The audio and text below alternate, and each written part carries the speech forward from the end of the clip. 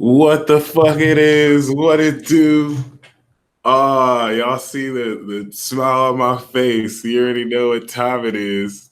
Highly anticipated collabo and talk. I see y'all are buzzing up in the live chat. Welcome to the first episode of Weekly Archangel Analysis. There's a new series. We're starting off with the new moon. And, we got a highly special guest, our partner in this series. What's poppin', brother? How you doing? Air Flight Boss. You already know what's going down. This motherfucker was going down with y'all motherfuckers. You already know the deal. I'm looking for the goddamn chat. I still can't find the goddamn live my goddamn self. Pardon for all the profanity early. No, we don't. Y'all the peace dealer. Y'all already know what's going down, though. Y'all know when we collab, it's getting ready to be a storm. Getting ready to be a storm in this motherfucker. We don't.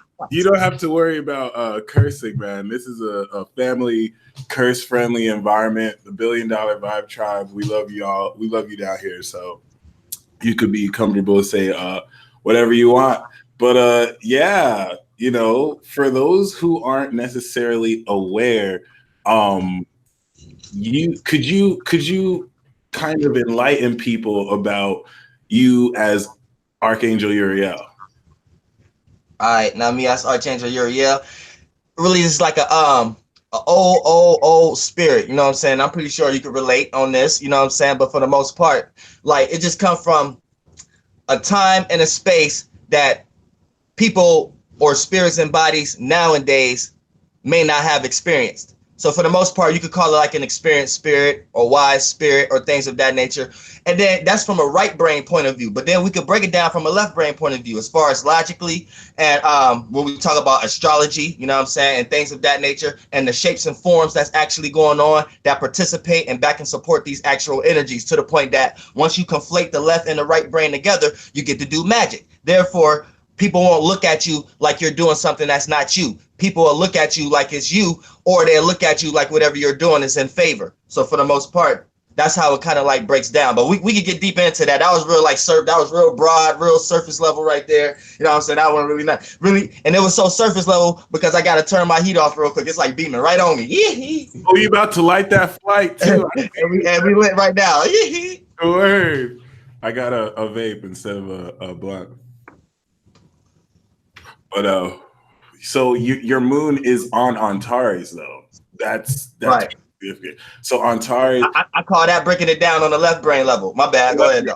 Left, okay, yeah. So that's what you meant by left, like, and that's what's fascinating about this. Like you've actually scientifically proven that you are this entity. Like that you have the quadrants of the fixed stars that represent each angel. I got my sun near Michael. You got your moon, like where Uriel is. Uriel is the light of God, and your sun, moon, and rising are in fire signs, which is really amazing. So, how are you enjoying this Jupiter transit in Sag? I really ain't enjoying it. I mean, it's all right though. Like one thing I noticed is things work in reverse. Like when you got a lot, and this for anybody who got a lot of trines in their chart or a lot of like planets that's in the same elements or conjunctions. When alignments come around that's more in your favor, it's more of friction than actually positive energy. Because you got to look at it like this. Think about you got one energy, right? And then you just have a whole bunch of the same energy in one spot. It's going to cause friction because that's like too much masculinity in one area, or too much. When you got a bunch of females that work in one job, that's too much. When you got too much men in one area, that's too much. So that's too much of the same energy in one spot. So for the most part, when you got a lot of the same element or a lot of conjunction, anytime the transits participate in the same energy, it actually plays out as more of a opposition or square. Now, I don't want to say opposition and square because that ain't the actual alignment, but the way things play out is way more of a friction, more of a trial, more of a learning process, more of an obstacle. It's because it's almost like you fighting yourself. Because you already got this energy, then you got a whole another enormous energy coming adding on to that. So it's shared possibilities of you going too far, you being too explosive, situations going to extremes and things of that nature. So yeah, it's like with me, when we talk about the moon and the sun, by me having so much fire and then having all the modalities of fire, it put me in a situation where my more favorable times for me is going through water planets or going through earth planets. But when we going through like fire planets and going through freaking air planets, it's a little bit more turbulent, way more turbulent when it's even fire. And I peep game a little bit, and I'm like, oh, okay, that's kind of weird. But then it made me come to that conclusion. Okay, it's because anytime you got too much energy, once some more energy is added on to too much, that's like over tipping the cup. Too much of that, you know what I'm saying? And therefore, everything plays out kind of wrongly after that. But I ain't gonna say it plays out wrongly.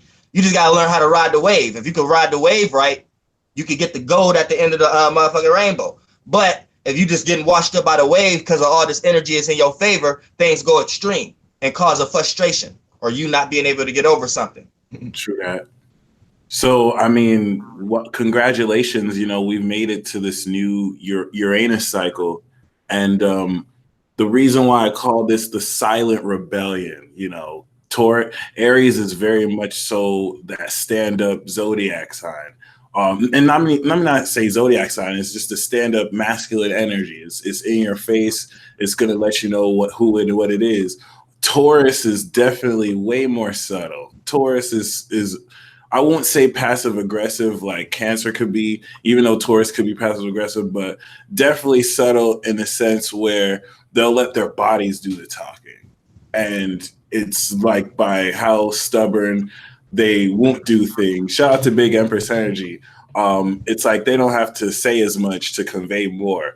After, I don't know if you know, but after I got attacked by a mutant cockroach 2 days ago, yeah, it was real. I sprayed that thing with Raid and it didn't die. I've never sprayed something with bug spray and it didn't die. So I realized it was demon possessed. But yeah, it really made me realize, like, what if Alfred Hitchcock's Birds went down? You know, what if Uranus, this is a whole reach, but what if Uranus and Taurus is gonna have us really learn to be more aware of like the little things, in the sense where we can branch off to conspiracy theories where people say some bugs, or let me not say let's branch off to conspiracy theories.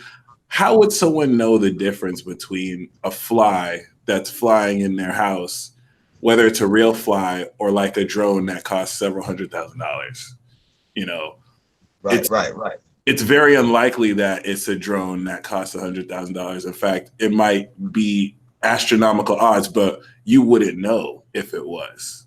And that's where it's like this Uranus and Taurus brings revolution, but like in very quantum microscopic ways. But yeah, what do you feel about this new cycle? And you know, Uranus just went through your sign. So what's it like coming out of Aries and into Taurus? Well, I already feel it, and then it's conjuncting my Jupiter at the moment. So at the same time, you know, I kind of feel it when it comes to my wisdom and my knowledge. That's going through a change right now. My meanings and reasonings I'll be putting onto life, that's going through a change right now. And I'm forced to become a unique individual in that area of Sagittarian and wisdom and knowledge and being guru-like and things of that nature. I'm forced to be an individual there. So now my actions, the world is paying attention to, well, I don't want to say the world, but for the most part, everybody who got this particular, but anybody who got this position with Jupiter or in any alignment, it's like right now, everybody in your surroundings is kind of looking at you right now to be an individual on what you have accomplished when it comes to what you have learned, your meanings and reasonings, your wisdom and knowledge, and what you have expounded on or expanded on, which is Jupiter. So that's going through a little transit right now for me. And then also I'm feeling a light relief too, because what motherfucker Uranus was in my goddamn sign, goddamn, and I experienced that whole little 7 years transit, and I experienced every little piece of it, and I couldn't even escape it because my moon is in Sag and my goddamn ascendant is in Leo, so I couldn't even escape it. I had the gift to automatically create these situations automatically, just based upon my sun also being a trine. But for the most part, we got to keep this in mind too. Overall, we got this little transit going on, and it's actually trining Pluto and Saturn. So Uranus is going to put us in a situation where it's going to cause changes when it comes to how we see reality, how we gain structure in our lives, where we place and receive boundaries and restrictions and limits. And it's also going to cause changes when it comes to our transformative situations and where we're taking power and control over. So we're going to have to, we really going to have to stay put. We're really going to have to become an individual in these areas. basically. We really gonna have to become an individual. And if we're not becoming an individual in how we see reality and gain structure in our lives, if we're not being an individual in how taking power and control over our own transformative situations, then we're gonna get washed up under the current with this little transit of Uranus going through Taurus in this motherfucker. Because we already know Saturn and Pluto, they ain't goddamn cat. So that's goddamn Earth all day. So it's putting us in things that make sense and stability also. So like being your own individual can have you harness that energy and come up huge, basically, because like you'll have the structure to support your own way of like producing and like branding yourself and making it all real. That's really what's good.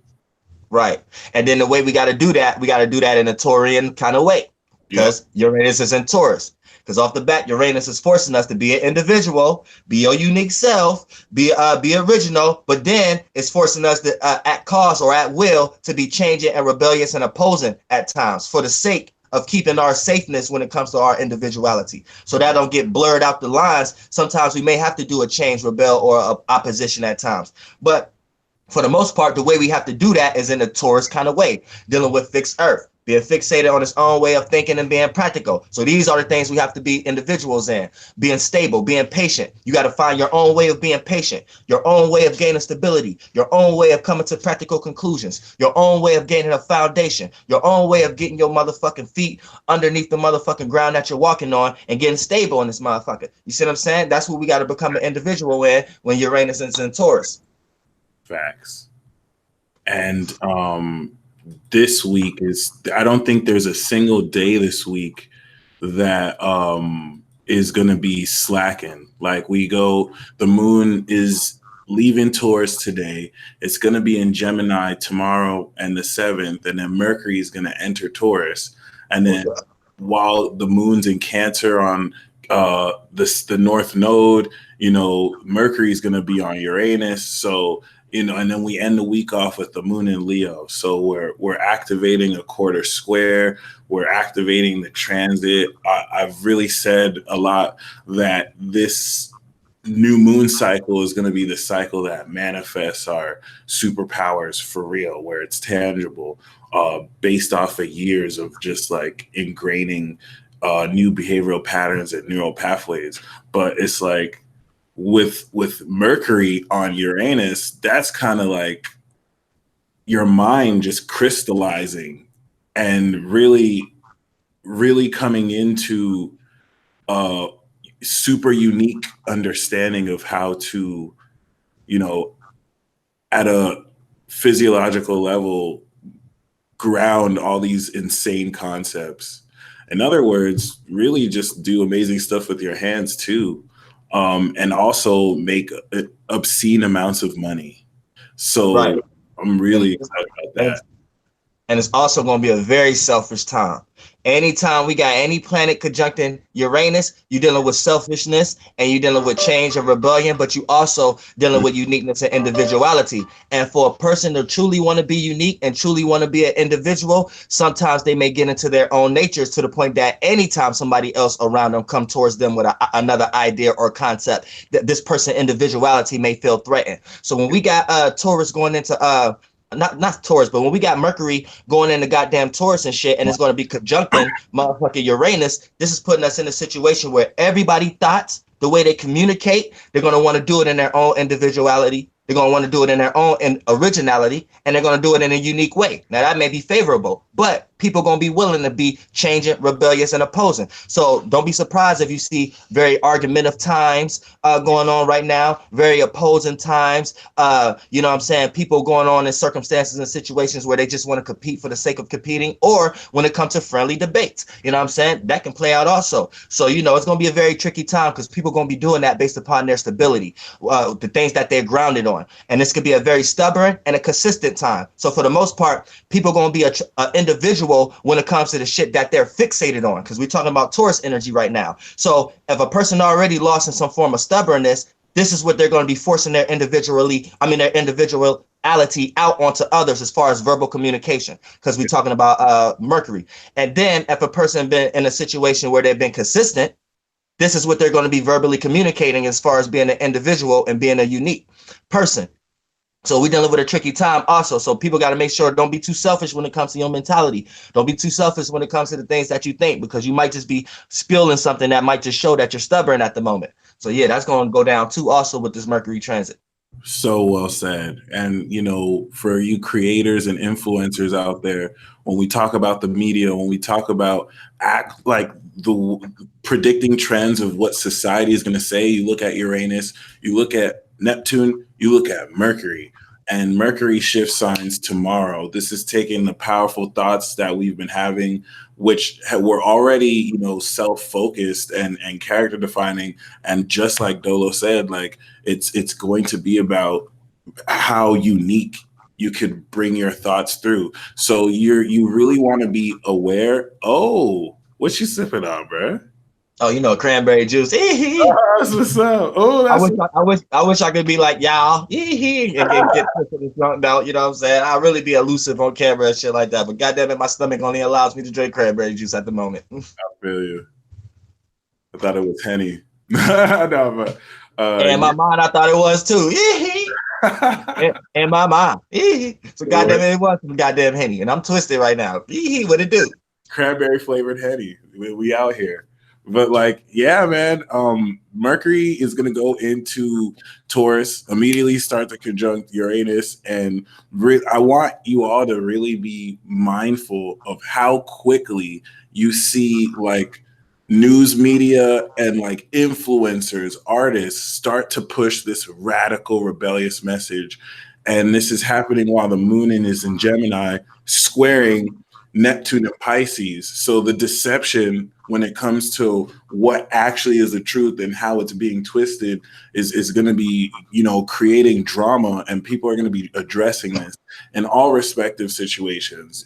At one level in the news, in your life personally, it's very, remember, as I always say, every time the moon is in Cancer, you get gaslighted. Thank you, Jupiter star. I have Pluto exactly on my moon and Saturn, so I might look low energy, but I'm all right. It's just a transit. But like, yeah, be very mindful of deception. You get gaslighted when the moon is in Cancer, and a lot of you are getting set up for one of the most ridiculous gaslights ever. It's just not going to be easy to gaslight, because you at this point in your life have physically manifested signs and synchronicities that you might have thought were higher beings, but you're realizing, wow, this is me. Like, I'm the one that's becoming aware and you know, co-creating my reality. And so the way you approach and deal with gaslighting is going to be fundamentally different than it was when Chiron was in Pisces and you had to be, you know, more sensitive to other people's moons. Now it's in Aries, and you can throw the ones and literally like confront people about psychologically manipulative behavior. I've already started to see evidence of people getting ready. Like, just, have you noticed this too, though? Like, people are just at their wits' end. Like, they're fed up even more so than they already were. And yeah, right. It's just with their current circumstances and situations. Yep, go ahead. And just high strung too, and just ready to like pop off. So, you know, it's really, I want to repeat this one more time, because when we need to follow Mercury transits, especially if you're Gemini or Virgo, but even if you're not, like, you want to really follow Mercury's transits. It's going to retrograde in Leo. So before then, it going into Taurus is like that Lucy drive thing. You're going to really start to process information in a supernatural way. And this has everything to do with, you know, Mercury catching up to the sun to, you know, kind of come into an epiphany. It's going to be conjunct 0 degrees in Gemini. And we're leading up to that. So it's going to upgrade with Uranus, and just be prepared for the fast energy that was processing to slow down and be so much more central and on point. Right. And also, you know, these next few days, these next 2 to 3 days, 2.5 days, is going to be a little chaotic too when it comes to your experiences, because the things you're going to be reacting and responding to may be things that you think is right, but it's going to be causing negative experiences. shit that go against your wave, because as soon as the moon go into Gemini, you got to know that it's going to be opposing Jupiter, which Jupiter is in retrograde also. So it's already putting us in kind of past experiences that we need to see that's outdated when it comes to people, places, and things. And we need to take the advice, wisdom, and knowledge that work or don't work in order to bring to our present life right now, so we can move to the future effectively when Jupiter go back not station, but when Jupiter goes back forward, whatever the word y'all call it. But when the Jupiter go back forward, you know what I'm saying? Direct. There you go. But yeah, when Jupiter go back direct, therefore flights. You don't plant no bad seeds in this motherfucker as far as manifesting bad experiences based upon the people, places, and things that you are relating to, based upon you not taking old, outdated advice and seeing what worked and what didn't work. So you allowing these people to come back into your life. Now, for the most part, or these places or things or these old, outdated ideas that you should have been risen above. You know what I'm saying? Jupiter helps you rise above lower animalistic natures. So lower animalistic natures could be anything, you know what I'm saying, as far as lower emotions, lower ideas, old outdated routines, patterns, dealing with certain people, circumstances that you don't feel like you should be in anymore, so it leads into frustration, all that kind of shit. All that is dealing with Jupiter, and Jupiter helps you get enlightened about these things, so you can lighten and strike that shit, get enlightened and see what you was in the dark about. So for the most part, by this opposing the moon is going to be in Gemini. We are going to be reacting and responding to mutable air, being mutable and being able to adapt to our own and other people's ways of thinking and communicating. So for the most part, that makes us curious. We want to jump into forms of information. We want to jump into forms of looking at instructions. We want to do stuff with our hands. We want to socialize. We want to communicate. But the moment we go too far with that, we end up showing possibilities of bad experiences, because we end up communicating with the wrong people. We end up obtaining the wrong information. We end up obtaining the wrong advice. We end up being too curious and leading to the wrong circumstance or situation where Jupiter is on the opposite end, creating your experiences and be like, boom, I think opposite about what you're curious about. And that's what Jupiter is going to bring when the moon transit into Gemini. So we got to be aware of that also. Fascinating. And that's going to be on the 7th. So everything that Dolo just said, you're really going to see played out in relationships with other people, because Venus is going to be in Aries sextiling this. So for those of you, shout out to Edgar Bradley, who just sent $20. We got you, bro. For those of you who personally have just been are in a position to kind of share yourself and kind of meet new people, this is definitely on the 6th and the 7th. There we go. Yeah, we got you, Bradley. This is definitely on the 6th and the 7th going to open the doorway for so many of you to connect with like-minded people.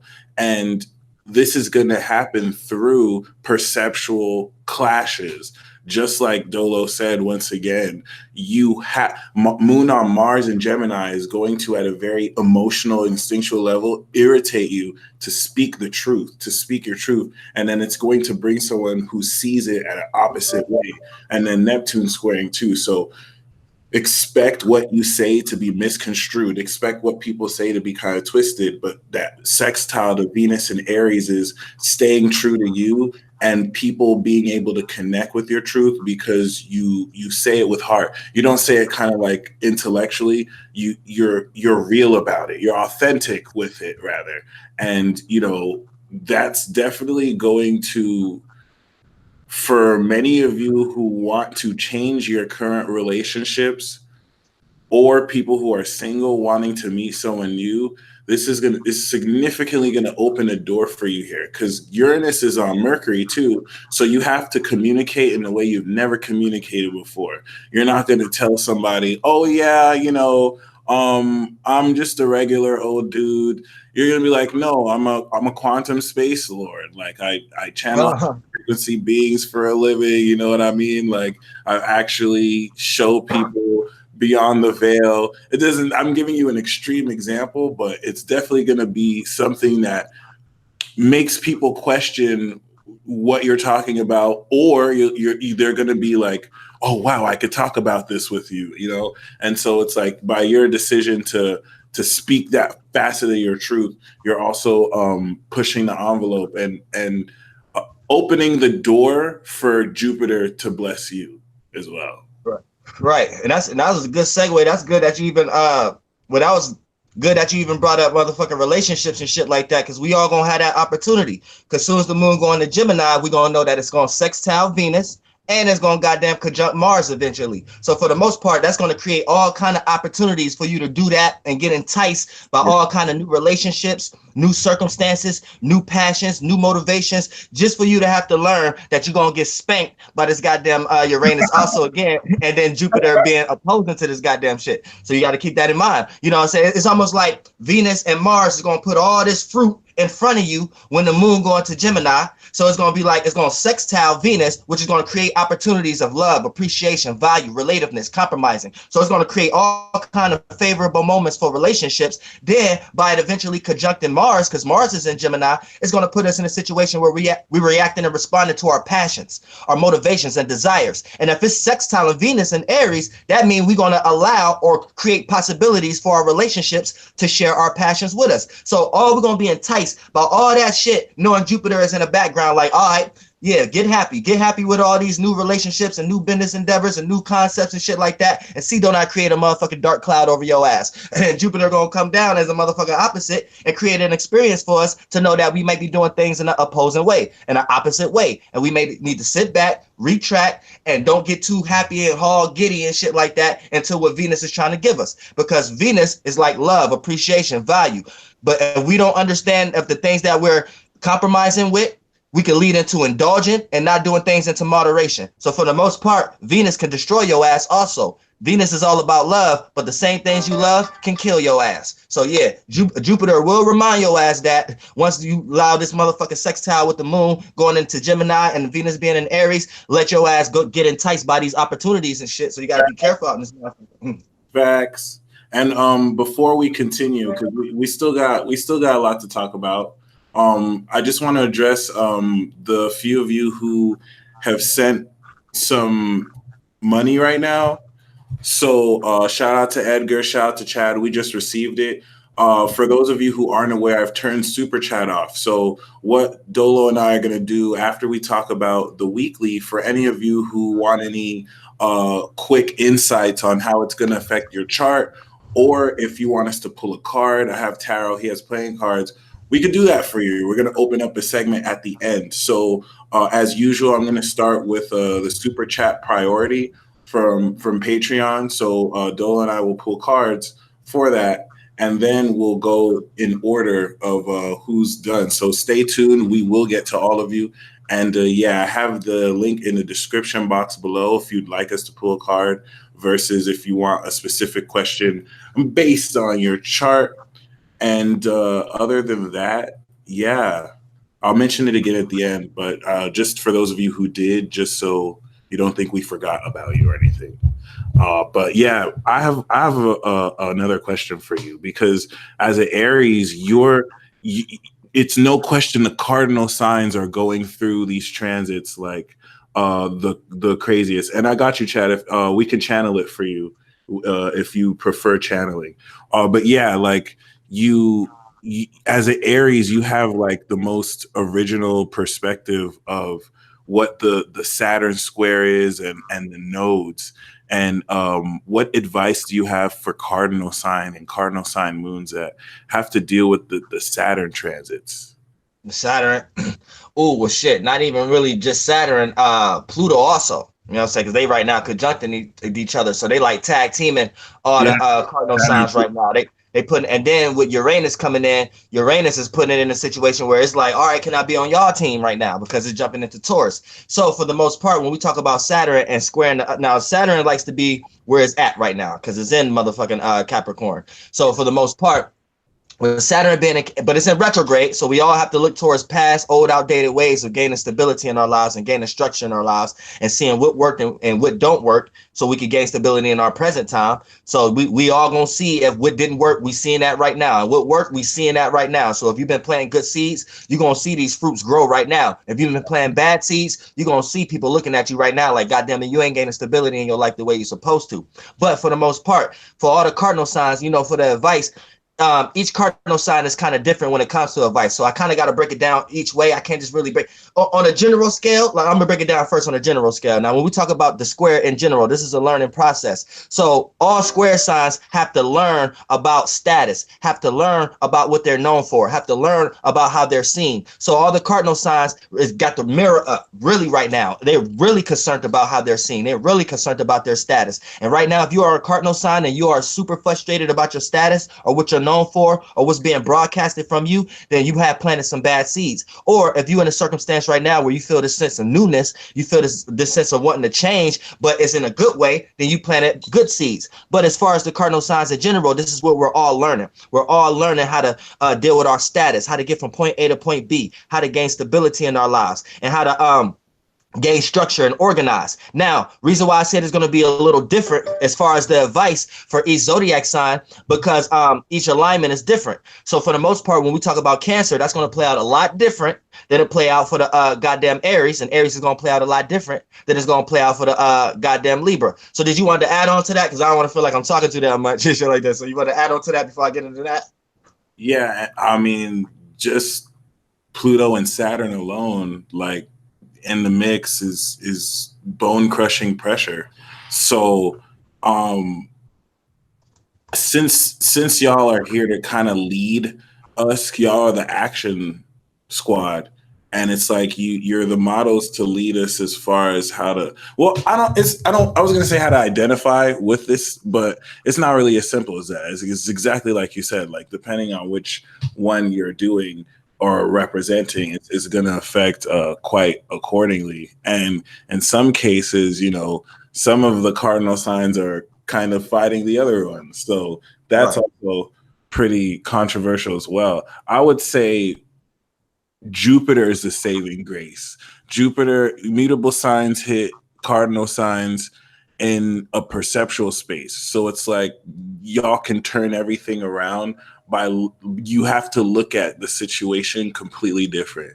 And Jupiter is offering like a whole new perspective that, you know, for Aries is advantageous, for Capricorn might be risky, you know, from 9th to 12th house. But yeah, definitely well said. And if anything, I asked that question because when the moon goes into Cancer, that's totally going to be activated, and it's going to affect like fixed signs and mutable signs too, where the moon in Gemini in a couple of days.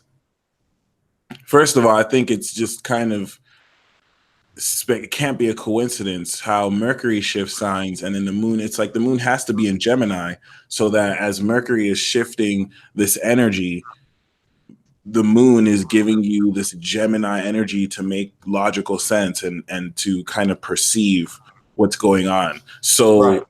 you know, the moon in Gemini is literally like one of the first opportunities that you'll have to perceive what this awakening of your power looks like.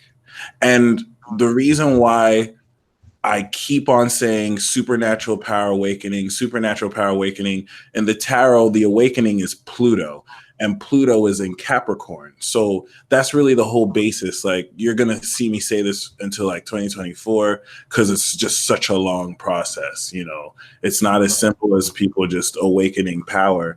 It's like the karma and the destiny that people and responsibility people have is so much higher too now because of Saturn. So this is like one of the first times we're having an initial perspective of, oh wow, this is how I can see this activation of energy. Activation, especially when you take the lunar phase after the moon comes around into new, once it goes out before it becomes the first quarter square, it's an activating phase. So we're literally activating Uranus's energy. It's just like Chad said, with great power comes great responsibility. And this is why we have this clash of perception, like, well, this is what I believe, and then Jupiter gives you a higher perspective, and then Neptune gives you like an ultimate understanding, but you remember it's all really just perception at the end of the day. Then it moves into Cancer, and you have to make a decision this week about who am I? How does this power feel? And not just the power, but like, what about my values help me feel sincere? And I think honestly, anytime I experience moon opposite Pluto transits, it's like I'm ready to cut off certain feelings and I'm ready to stop feeling a certain way about something before it comes back around. But yeah, I think this has the potential to kind of break some people, some in a good way, some in a bad way, because for the first time in a long time, many people are going to have to come into a realization of who they are that they may either love or some people may deny and not be able to handle. Right, right. It's like a movie, you know what I'm saying? And when the moon go into Cancer, we're getting into the part of the movie where we have to care. But the things that you're gonna have to care about is the seeds that you have planted when the moon went into Gemini. So when the moon was in Gemini, like I said, it's sextiling freaking Venus, and it's gonna be conjuncting eventually Mars. So it's gonna be putting all these new relationships and things in front of you. Now, when the moon go into Cancer, it's gonna force you to care about it. But the way you're gonna care about it may be opposing, because you ain't gonna be an individual. You're gonna be thinking you need to do something with these people when the universe is going to be pushing you in a situation to show you you need to do this by yourself or be an individual and come up with a changing or rebellious or opposing circumstance about how you feel about this person, place, or thing in order for you to do that. And it may hurt, but it's only going to hurt because of how lost you got attached to this person, place, or thing. And the reason why it's like that is because when the moon going to Cancer, it's going to be opposing Pluto, like you said, and it's going to be opposing Saturn. So for the most part, you're going to be reacting and responding to your own emotions and feelings, but that's going to be opposing to reality, aka Saturn, and it's going to be opposing to your individuality, aka Uranus.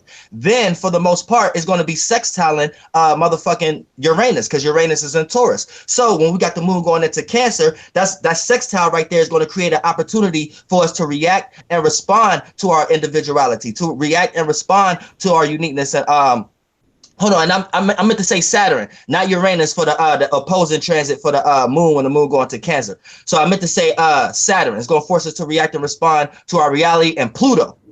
That's what I meant to say. I made a mistake and said motherfucking Uranus instead of Pluto. Pluto is in Capricorn, and that's the energy it's going to be in. It's going to force us to react and respond to transformative situations and power and control issues as far as what we're reacting and responding to. So we're going to have to learn how to get with that. But by sextiling Uranus, that's going to create opportunities for us to manifest individual moments by ourselves, moments to see where we might be too attaching to others, moments where we see we may have to be changing, rebellious, and opposing. And those opportunities that's going to manifest as far as that little sextile with the moon and Uranus, we're going to have to jump on that. And it might be a little hard to do that based upon how lost you are in, based upon the person, place, or thing you are attached to. So be aware of that also. Yeah, so I got mixed up with the little planets and shit like that, but we got back on track. Flights. I gotta get back on 3D. Oh yeah, that's always. That's you know what we be. It's like once I come in, I gotta catch the flow. Then once I catch the flow, boom, boom, boom. But then I gotta chop it up again so we could go bounce back and forth. So it could go like a regular routine and rotation in this motherfucker. You know what I'm saying? And your moon being on Taurus, by the way, is it in Sagittarius or Scorpio? Well, Antares. Well, in Vedic, as far as Eastern, it's 15 degrees Scorpio, and Western is 8 degrees Sagittarius. So for the most part, it moved into 9 degrees and it moved Western, and it moved into 16 degrees Eastern and Vedic in 2012. No, 2012. 2012. That's when it moved. 71 years was up, and all the royal stars moved 1 degree. Nice. That's what's up. So if you was born after 2012 right now, then 9 degrees, that'll be Antares, that'll be 9 degrees Sagittarius, and 16 degrees Scorpio and Vedic. Bad. That's what's up. So far, to recap, you know, by the time the moon gets into Cancer, there's just so much hardcore, like, emotional trauma that's going to be cleared and very much so addressed, very much so brought into focus. It really almost looks like what are those literally looks like an obstacle course. Like the moon's coming out of Taurus, and then it has to hurtle over Mars, and it has to go through the North Node and oppose Saturn and Pluto, and then finally make it to Leo, where it's still going to be squaring Uranus. And that could be so hard to take emotionally, even though I think it's going to be very invigorating. It's going to be an opportunity for people to get real answers and to manifest real abundance. You know, for some people, the first people ever. So in a while, I still think the key here is Jupiter, though. I think there's a key here with Jupiter, especially at the end of the week when the moon trines Jupiter in Sag. What type of opportunity do you feel that's going to be? You said when the moon tries match, when the moon tries Sag, when the moon going to Leo. Yeah. But that's gonna give us gifts. That's gonna give us gifts to react and respond to our experiences a lot better than we were previously. What'd you say? It's like after such a harsh week, it's like a victory, like you said, like a prize. Yeah. We're gonna be able to be enlightened about the circumstances that we were in and be able to react and respond to things, because we're gonna get a little dirty based upon this little transit with the moon going into Gemini and Cancer. Because even when the moon going to Cancer, eventually it's also going to square Venus. So by squaring Venus, the way we react and respond to our love matters, the things we desire, the things we're passionately involved into, the things we might react to that in the wrong kind of way. So we're going to have to learn how to react to these things effectively. We're going to have to learn how to react and respond to our love, appreciation, values, relativeness, and how we compromise a little better. But the only reason we may even be in those type of situations is when the moon transit through Gemini. We get enticed by all these new relationships and friendships and shit like that. Then once the moon go into Cancer, we're forced to care about what we just manifested, the seeds that we have planted. And by the moon squaring Venus, by being in Cancer, it's gonna put us in a situation where, okay, we gotta care, but the way that we're reacting and responding to the way we care may be in a negative way, maybe in a friction kind of way. So we're gonna have to learn that we did this to ourselves.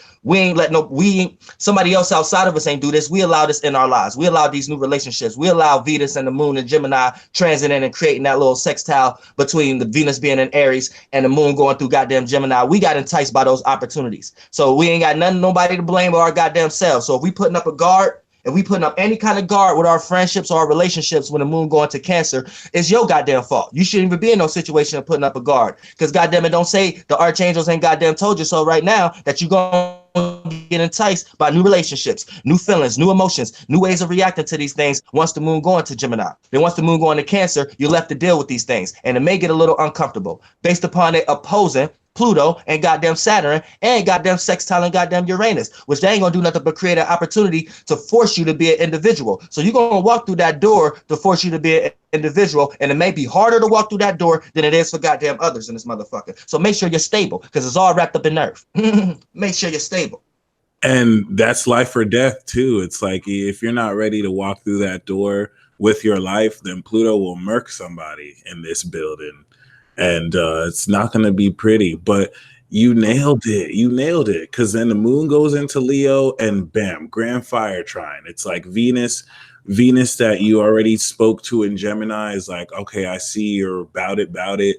And it's really an opportunity to take a relationship that sparks this week and, take it off the ground and start flying, and sow some seeds later on when it's in Virgo to take things further. This Neon said, so all these relationships are ending. Not all of them, because you'll find that once again, they're going to be like unexpected relationships that kind of form out of nowhere, and the magic of existing relationships that you're going to be doing new things with are definitely going to, open the stage for more, because you're connecting with more than just yourself. So very, very exciting. I want to bring back focus though to tomorrow, the 6th and the 7th.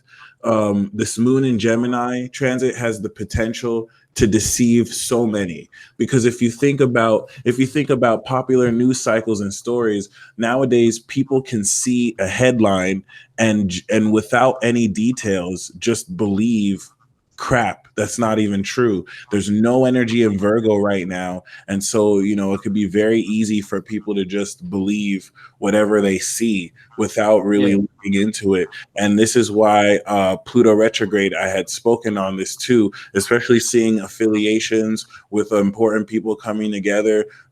Nobody is above a lack of integrity, and you really want to be mindful of people. First of all, hit that like button if you haven't hit it already.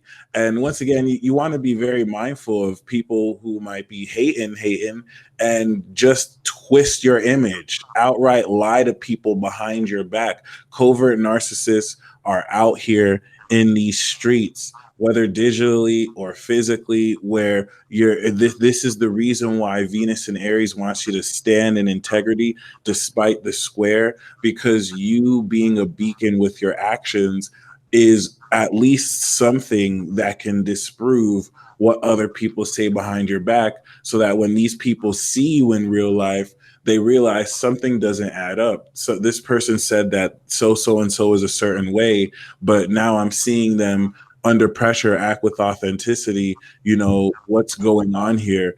And if people are just willing to believe what they see, once again, you can get really deceived, especially when it comes to who you are. And the awakening of your powers is going to be met with, like, even though your power has been awakening, but it's like what Sharon said yesterday, when a lot of you are going to feel more confident. This moon in Gemini transit is going to make so many people feel confident, because it's going to affirm and confirm so much stuff about yourself you've been processing that's new and unique. And beforehand, people didn't understand and wanted to demonize. This is the difference between Chiron and Pisces square moon in Gemini, and now Chiron and Aries sextile moon in Gemini. When you spoke your truth, you were misunderstood. Now you're speaking your truth and you're proving it, and those same people are like, they can't really gaslight you as much because you're showing and proving. And so it could be met with hating ass vibes that try and like psychologically reinforce your confidence with their negativity, and you just really need to blow past them with your aura and, you know, low key. Right. And that's a good segue, because the reason people gonna be hating is because people gonna be lost into their own passions. Because anytime when the moon transit Gemini, is gonna eventually conjunct Mars, because Mars is in Gemini. So Mars is dealing with our passions, our intent, our willpower, our motivations. So anytime we got the moon conjuncting Mars, this is making us react and respond to our passions, react and respond to our motivations, our desires. And anytime we around someone else who got their own passions, motivations, and desires, we may feel threatened to the point that it flips side of Mars and jump into anger and aggression. So it might jump into competitive energy or anger energy. And if you're around a bunch of people who got like mutable signs or a little bit more passive energy, then they may do it in more subtle ways. But that's how it's going to participate. And you need to know that it's going to oppose Jupiter also. So based upon your key point, when you said everybody going to be in an illusion or everybody going to be psyched up, that's another phrase for it. Because for the most part, the way that we're going to be reacting and responding to our passions and motivations and desires going to be so far opposite, because Jupiter creates our experiences. It's going to be opposite towards our experience. So we're going to be thinking we in our passion, thinking it's something good to do, and our experiences ain't going to be doing nothing but manifesting in ways showing us that we're doing the opposing thing. And it's going to manifest a person, place, or thing to show you that your passion ain't that passionate, that your intentions is kind of dark, that motherfucker, your aggression should be tempered down a little bit. Your motherfucking passions are too high volatile. You need to calm down a little bit. And that ain't nothing what Jupiter is going to do, because Jupiter is in fire. So it may even do that in a wisdom type of way. One of those type of ways where you have to tell your child, don't be putting your hands on the stove or you're going to get burnt. AKA, that's like Jupiter being in Sagittarius. Yeah, keep being too curious and your ass going to get fucking burnt within your experience that you are in.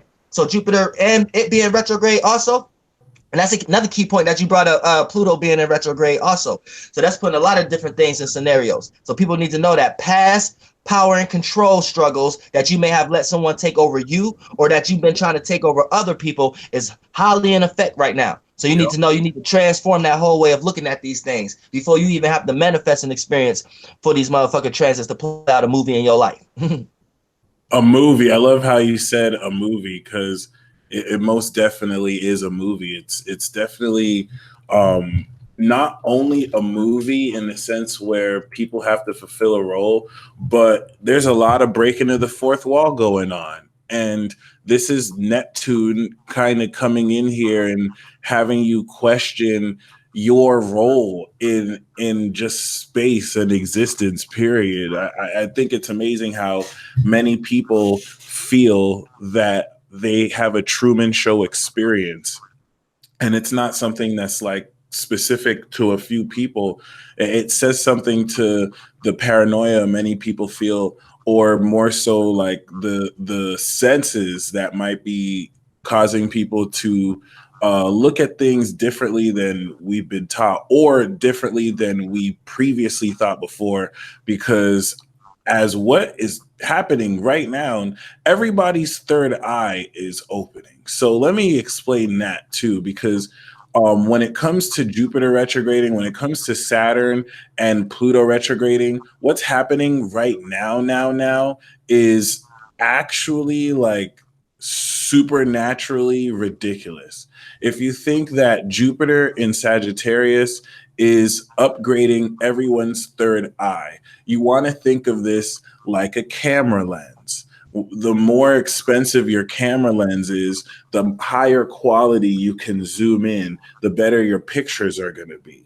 Well, let's just say the last cycle, we were working on a camera lens that was more for an older model camera. And so Saturn came back at Pluto went into Capricorn, and Saturn came back into Capricorn.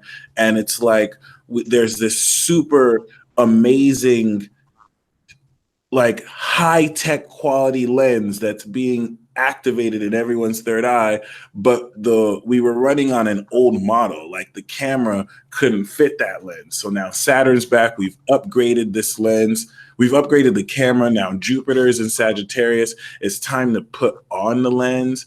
And so everything that it's been going through is like assembling it. But when you assemble it and you put the lens on, it's like it focuses. And so it's retrograding right now.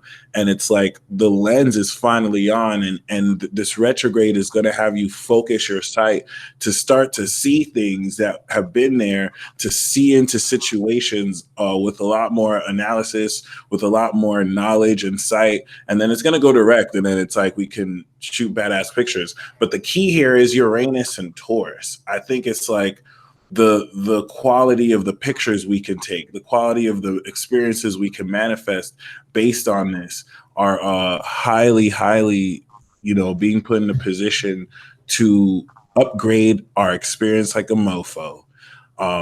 Really excited about that as well. What do you feel are like 3 takeaways that someone should focus on this week? This week? Yeah. Don't get too enticed by new relationships. Now, when I say relationships, this doesn't necessarily mean a relationship like a partner. This could be like an idea that you want to relate, a feeling and emotion that you want to relate, or physically. You know what I'm saying? It could lead out into a physical relationship, because you need to sit back and kind of be calm, cool, and collected on these things, because Venus is going to throw a lot of these things at you. Now, a lot of people is gaining relationships based upon individuality. So what I mean by that is people are not gaining relationships based upon a 50-50 type thing. People are gaining relationships based upon a person's respective space. People like people who have their own space right now. So this is other people who like to gather up together right now, by Venus being in Aries. Now, for the most part, the moon transit is going to force us to react and respond to all these goddamn alignments. So when it starts to go in, when it goes into Gemini, we're going to be all psyched up with communicating and stuff like that, but we not knowing what we're getting into. But then when the moon going to Cancer, it's going to force us to care about what we got into. So it's going to force you to deal with if you created any frustrations that make you uncomfortable, or if you created a nice, comfy home that you could be comfortable in based upon a thought form, an idea, a feeling, or emotion that Cancer likes to bring out. Then by it sextiling Uranus, is going to create opportunities for you to show your individuality. Anytime we got the moon aligning, the moon is us. So the moon aligning in a sextile kind of way is going to create opportunities for Uranus to show us our individuality internally. So if you feel like you got to run and hide from people, and that's the only way you can show your individuality, that's when you know you planted bad seeds also. And then we get into the explosive part of the movie. The explosive part of the movie is when the moon going to Leo. So when the moon going to goddamn Leo, this letting us know that we're reacting and responding to being center stage right now, being on Front Street, being in front of the crowd, So right now, everything that you have manifested from the friends that you have gathered that you might have psyched up to get into when the moon was in Gemini, then when the moon went into Cancer, your ways of caring about it, whether you having to deal with it in a negative or a positive way, the motherfucking explosive conclusion of that is going to play out when the moon go into goddamn Leo. So you're going to have to go goddamn show off your ass. Either jump into a dramatic stage if you created a bunch of bad seeds, or goddamn get a bunch of roses and shit thrown at you on stage if you planted a bunch of good seeds in this motherfucker. But you gonna know that when the goddamn moon get into goddamn Leo, especially dealing with the alignments. Like you said earlier, it's gonna be goddamn squaring Uranus. So it's squaring Uranus, you're already going to have to learn how to be an individual at that time. So if you ain't learning how to be an individual by being psyched up when the moon was in Gemini, shame on you. If you ain't learning how to care for your situation and know what to detach from in order to feel comfortable when the moon get into Cancer, shame on you. Because when the goddamn moon go into Leo, it's going to be squaring Uranus. So it's going to force you to learn how to be an individual. And if you're not learning, aka the square makes us learn. If you're not learning how to be an individual, then you're going to get booed off stage. And whatever stage you on was the stage that you have made when the moon was goddamn slide through Gemini and Cancer. So watch yourself. Watch yourself. Goddamn, make sure you cleaning the curtains. Make sure the lights is set up right now. And how you clean the curtains and make sure the lights is set up and make sure that the floor is clean on the stage and make sure all the audience stairs is good and everybody got popcorn is making sure you don't get too enticed by relationships when the moon is in Gemini, so you don't motherfucking manifest some shit that you don't want to care about, but you're going to be forced to care about when the moon going to Cancer. Therefore, you want to make sure you create a comfortable space for yourself when the moon going to Cancer. And how you do that is being very careful about this new idea, feeling, and emotion that you're trying to relate to when the moon going to Gemini. Therefore, when the movie playing to moon going to Leo, God damn it, you could be on stage getting all the flowers thrown at your ass. Probably make a sequel. then you can make some. Then you can make some money off that when the moon going to goddamn Virgo. See how that works? See how that works? It's genius because the moon going into Virgo, quick grand Earth trine for some of you. There's a lot of money to be made moon in Virgo, and it's not even just on like money as much as it is feeling valuable. So let me tell you how real this is. We finally reached a place where we have new moons and then we have full moons. Remember how like we had the full moon first and then we'd have the new moon at the end? Well, finally it's cycling around to where we have the new moon a bit in the middle and it's going to be a bit earlier. And then we have the full moon. That means we started the Taurus cycle. At the end of the week, we're going to hit the first quarter square. It's really like the last quarter square before it moves, but it's going to be like the first quarter square based on this cycle. And what this week represents is an activating cycle. So it's like really put in your focus towards what you're ready to build. The moon in Leo as a square is here to put in check what you find valuable based on moon in Leo, how much you love it, how much you're really passionate, like Dolo really drilled home. So next week is going to lead us to the full moon. And that's the perfecting cycle where you take everything that you've done and then next week you're perfecting based on what the square told you. Okay, maybe I have to tone back what I do. Maybe I need to show more love here. And then that full moon in Scorpio transit is completion, where we're going to reap the rewards of everything that you're sowing the seeds to now. So keep that in mind. Really make it count. Really allow yourself to step into your uniqueness like never before. And you do have support. So definitely use it. Be in a position to get ready to evolve like never before. A lot of this is just going to be unexpected. And, you know, it's going to require you have an open mind. I almost get the sense that wishes are going to come true, but they're not going to come true exactly the way you wanted it to. And, you know, it's like a test to see if you're ready to kind of embrace that personally, which is dope. So, right. Yeah, we're going to pull cards for the Zodiac signs and what to expect each week. Dolo, you can pull one playing card and I'll just pull a tarot card. And then after that, we'll get to the questions. Well, you can go first. I got like a whole little system for mine, so it's like I would have to pull like three cards is one card. You know what I'm saying? Basically. So it's like 1 + 1 = 3 esoterically. So for the most part, when two energies come together, it gives birth to another energy. So it's like a little family of one, though. So for the most part, 3 cards is one. So based upon the theme or whatever we're projecting each zodiac sign energy of, that's what kind of state of being I have to actually be in. So yeah. So whatever, you go first. If you doing what you doing, Aries through Pisces, or you're just doing it from a general reading standpoint? Aries. Well, for now, we're going to do Aries through Pisces. All We're right. just going to draw a card and then interpret, and then you can add on to it with your interpretation. And you can take your time too. I think that's fascinating how you're doing. That's dope. So Aries moon, and then after this we'll do the super chat priority, and then we're going to go along the tips for those of you who did it in order. Thank y'all, by the way. Y'all are so dope. So shout out to those of y'all in the live chat. Aries moon, Aries rising. The card for this week is the Emperor. For those of you who know, this is the card of Aries. So this week is going to allow you to manifest the full being of your power. You're putting yourself in a position where you express more of your power. Aries moons, you're going to feel this. Aries risings, Aries suns, you're totally owning this. It's you manifesting a greater sense of authority. And since it's a major arcana card, it's like a huge W that helps you up your rank, which is lit. All right. So since he did that, I'm gonna do y'all love matters.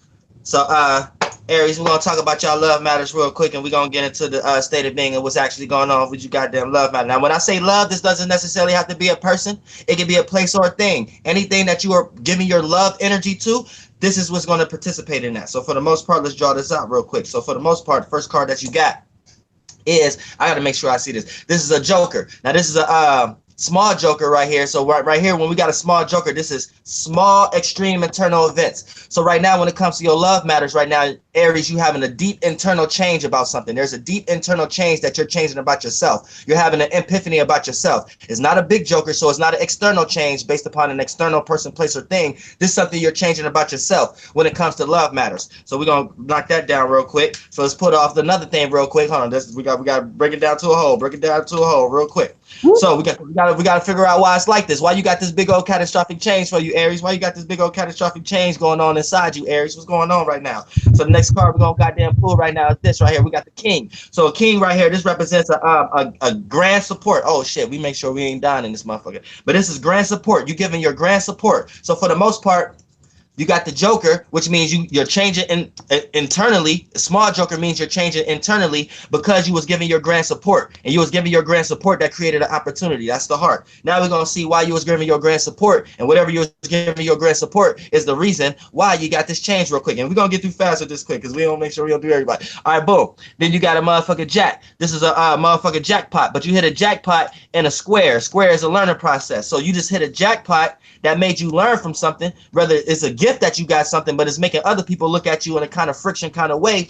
Now, right here, you've been giving your grand support from what you have got, which making people look at you in a certain type of way, which making you have a grand internal change about yourself. Goddamn, Aries, what's going on? Who are you changing about, Aries? What's going on with you, Aries? The King totally resonates with the Emperor card too, which was dope. So Taurus moon, Taurus rising. This week, we have the death card for you.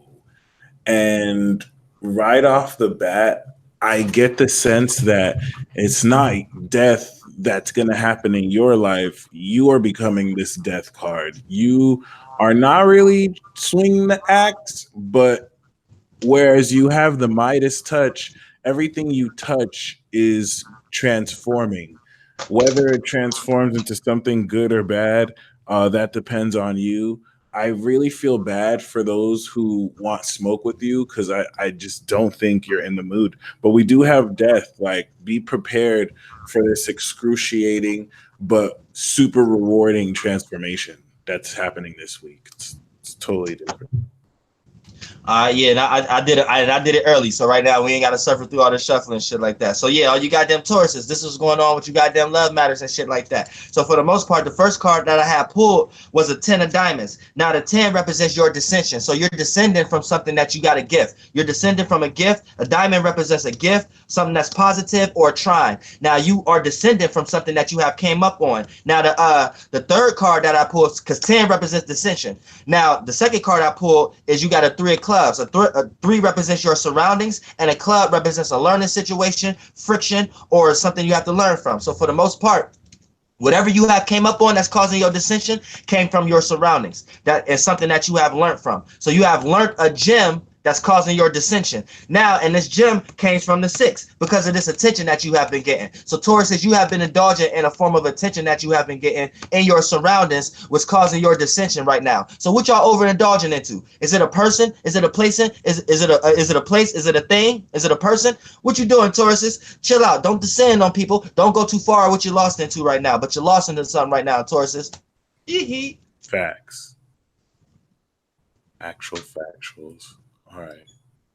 Gemini, the card that we have for you for this week. Genius idea, too, to focus on the love matters. That's what's up.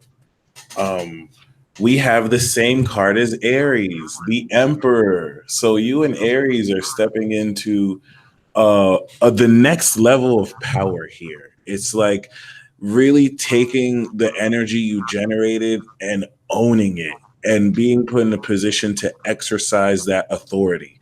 So, you know, any means by which you're disciplining yourself is going to create greater order for you. But I don't sense this in like the traditional way. You and Aries are going to really be put in a position where you have more power to exercise. And this has everything to do with you getting yourselves there. So congratulations. Gemini moon, Gemini rising, same there to you too. Oh yeah, for sure. And when it comes to love matters, Gemini's right now, first thing I pulled was the goddamn big joker. So this is a big extreme external event that's getting ready to change your life. So there's another person, place, or thing that's coming into your life that's creating a big event that's going to change your life forever in some way, shape, or form, whether mentally, emotionally, or physically. And it's coming in to the form of your surroundings, but it's coming in the form of a square. It's in your surroundings and a square. So it's in your surroundings, but it's going to cut you loose or make you learn from something in order for you to get this big old event. So whatever this thing in your surroundings is, it's going to cause this change, but it's going to cause this change in a friction kind of way. Then the third card I pulled was the Joker. That means because you hit the jackpot and the Joker came in the heart. The heart represents a sextile, opportunity, or support. So you hit a jackpot, which is a support system or a form of opportunity, which is kind of causing friction in your surroundings, but it's causing a big event when it comes to your love matters in some way, shape, or form. So keep that in mind when it comes to the things that you love right now. You got a big you hit the jackpot as far as support, but it may be disposing you off something that's close to you as far as something that's going to change for you externally in your life that's coming to you.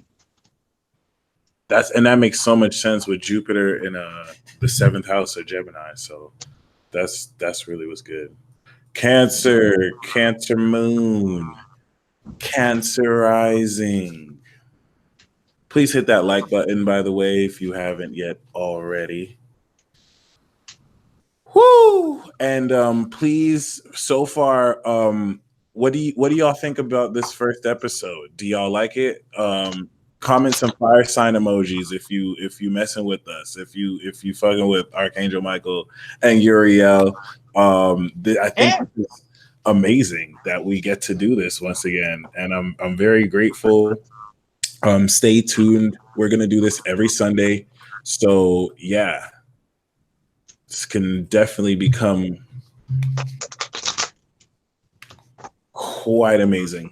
Cancer moon, Cancer rising. I'm pulling majors. It's amazing. We got the Judgment card. Please keep in mind, Judgment is Pluto. Pluto is opposite you. So this is an awakening of epic proportions. Shout out to y'all in the live chat. Y'all are awesome. Appreciate the emojis. Appreciate the love.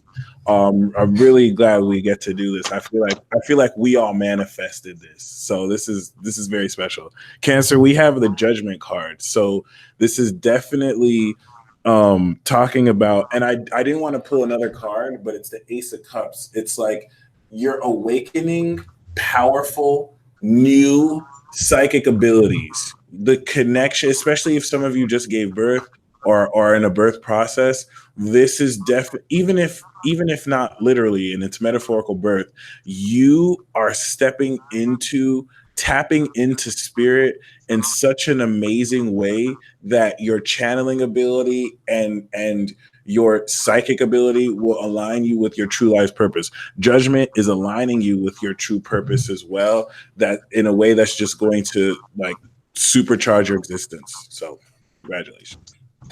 Oh yeah, Cancers. And when it comes to your love matters, right now you're the one getting attention. First card I pulled right now is a 6 of hearts. So right now you're getting attention from some form of support, or you're the one giving some type of support or opportunity to someone else, but you're getting attention for it because the 6 represents your attention and the heart represents a sextile or opportunity. Now the second card I pulled out is you're giving attention for the sake of it's causing your dissension. So you got to be aware of that also. Now, this is what your love matters right now. So whoever you give your attention to is going to cause your dissension in some way, shape, or form. And it's going to cause you to be like heartbroken or something like that because it's causing a friction. Anytime we got a club, that's like a square, a learning process. So you're going to learn from all this attention that you're getting right now because you think it's support, just like the heart, but you're going to learn from it because it's a dissension right now. But you don't think it's a dissension yet, but you need to know this week is going to be a dissension. I'm telling you that ahead of time because for the most part, all this attention that you get, the third card I pulled was a 6 of spades. Now 6 represents your attention. So you're getting attention. Your ability to have star quality or be center stage of any circumstance that you're in is coming in an opposing way because the spade represents opposing, cutting out, or obstacle. So this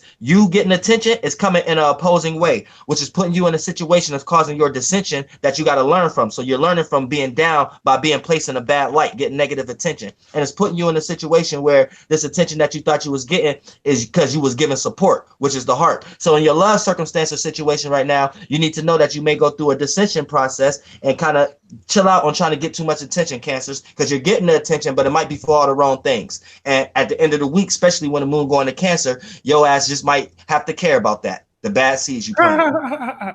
Facts, actual factuals. All right. Yeah. Leo moon, Leo rising. Let's continue the show on the road. We got the 10 of swords. So okay, and the bottom card is the 8 of cups too. So it looks like you might just move on from something that's dead. That's really the overall message.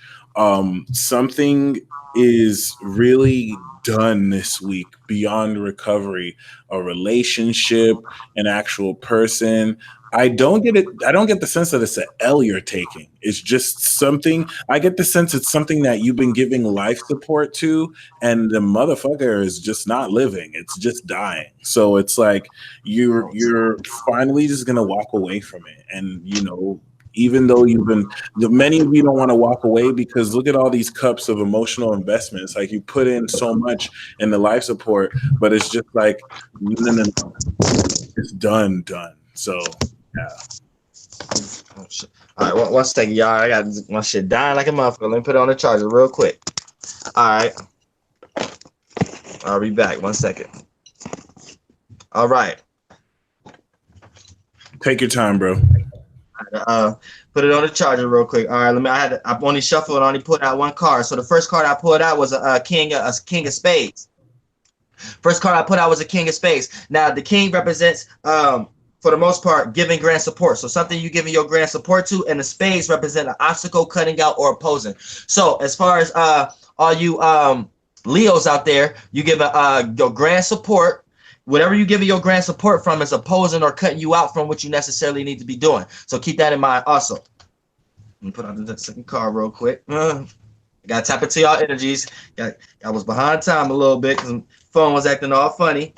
But Leos, who you giving your grand support to that's making you cut out or oppose, or making you feel like you're cut out or opposing in some way, shape, or form? All right, boom. We got motherfucking This is the ten of hearts. Now we got a dissension going on. Now this is dissension based upon your support. The heart represents support, opportunity, or sextile. So 10 represents your dissension. So whatever the support coming from is your dissension, which is causing your grand support that you was given to come in an opposing way. So whatever you're giving your grand support from is either making you broke or making you feel opposing or making you feel like it's not supportive in the way that's supposed to be supportive. So now you feel descended from it. So let's see. Let's bring this to a conclusion when it comes to your love matters. Like I said, this could be anything that you love. For the most part, you could be a Leo that smoked too much goddamn weed. So you giving your grand support, aka the king, to something that's opposing to what you actually supposed to be doing, aka a spade. That's what a spade represents, opposing or cutting out. And whatever you thought you was giving it to, you thought it was support because it's the heart, but actually it's causing your dissension. So it's a bad habit. 10 represents dissension. The heart represents a sextile opportunity. So you're taking this opportunity towards your dissension. So you got a bad habit right now when it comes to love matters, Leos. What's going down? Let's bring this to a conclusion. Let's bring this to a goddamn conclusion, Leos. Gotta tap into y'all energies real quick. Tap into the energies real quick. I know y'all like the sun. Y'all like the fifth house. Y'all know y'all like the fifth house. Y'all like the sun. All that kind of energy and shit like that. So boom. Third card we pulling out right now. This is a 4 of clubs. So this is dealing with your thoughts. Anytime we talk about the 4, this is dealing with your thoughts. And anytime we dealing with the club, this is learning. So it's something that you're learning from your thinking. Something you're learning about what you're thinking, and it's coming from this, what you giving your grand support towards, or your dissension. Oh, we got a fallout. But nah, that don't necessarily count. But for the most, because it's already shuffled, y'all. It's already shuffled and put out. But for the most part, this is my slippery ass hands. But your thoughts that you're learning from, Leos, is you're learning that this is a dissension, but you're learning that it might have been something that you're lost into. So whatever you was giving your grand support from, you're actually discovering that it's cutting yourself out of that. So these love matters, these next couple of days, that's what you're going to be discovering. Whatever you've been super indulging into that's becoming your dissension, you're going to learn about that based upon your thoughts, and it may come into a form of someone else's thoughts against you because it's coming in a club before. So keep that in mind also. Someone ain't agreeing with the way you love, Leo. Virgo moon, Virgo rising. The card that we have for you is the lovers, and I specifically get just sexual bliss. It's like people want a piece of you. You're literally like turning people on just by being there. And this is important, Virgo. The Lover's card is a warning. It's saying don't analyze your sexual desire logically. It's saying if you want to shoot your shot, if you're wanting to like sexually engage, do that. You go, and it's specific. Like the angels are gonna be like co-signing too, hooking you up. So it's very important you sexually express yourself. And for those of you who aren't sexually active, like so you can sexually express yourself through your music, just really playing your passion through your art form, and really, you know, expressing your heart through your mind. So get you some, Virgo. Go and get you some. And when we getting it straight into you, goddamn Virgo's love matters in this motherfucker. Now the first card I pulled up was goddamn the 3 of spades. Now the 3 represents your surroundings. So something going on in your surroundings when it comes to your love matters, Virgos. Now is it coming in a spade? Something in your surroundings is opposing you. So it's something in your surroundings that's opposing you based upon a person, place, or thing that's making you feel a little uneasy, making you feel opposing right now, Virgos. Now for the most part, the second card I pulled out was a 6 of diamonds. The 6 represents your attention, your ability to be center stage, no matter how popular you is, your star quality. Now it's coming in the form of a diamond. So that's coming in the form of a gift, a trine, or something positive. So when it comes to your love matters, you're getting opposing energy in your surroundings based upon the attention that you're receiving. So is you going through a little cheating matter right now? Now the third card I didn't pull out for y'all motherfucking asses is the goddamn Queen of Spades. Now the Queen represents grand support coming. Now the King is grand support that you're given externally. Queen represents grand support that you receive. See, that's the feminine energy, and it's grand support because it's a grandeur number. So for the most part, you got some grand support that's coming, that's opposing you, and this attention that you're getting is causing negative surroundings in your goddamn love matters. So goddamn, who did you just meet, Virgo? Who do you got somebody thinking that you cheating on them? Virgo, is you being sneaky? What I can say for this next week right now is just goddamn chill out and kind of be a little bit more sneaky, be a little bit more Scorpio like. You'll be all right. Nah, don't say I ain't tell you so. Don't give nobody no secrets. Blah. Libra, Libra moon, Libra rising. We have the Tower card. And this is a definite change. I want to pull a clarifier. Hold on. This is a definite change to your situation that is 100% unavoidable.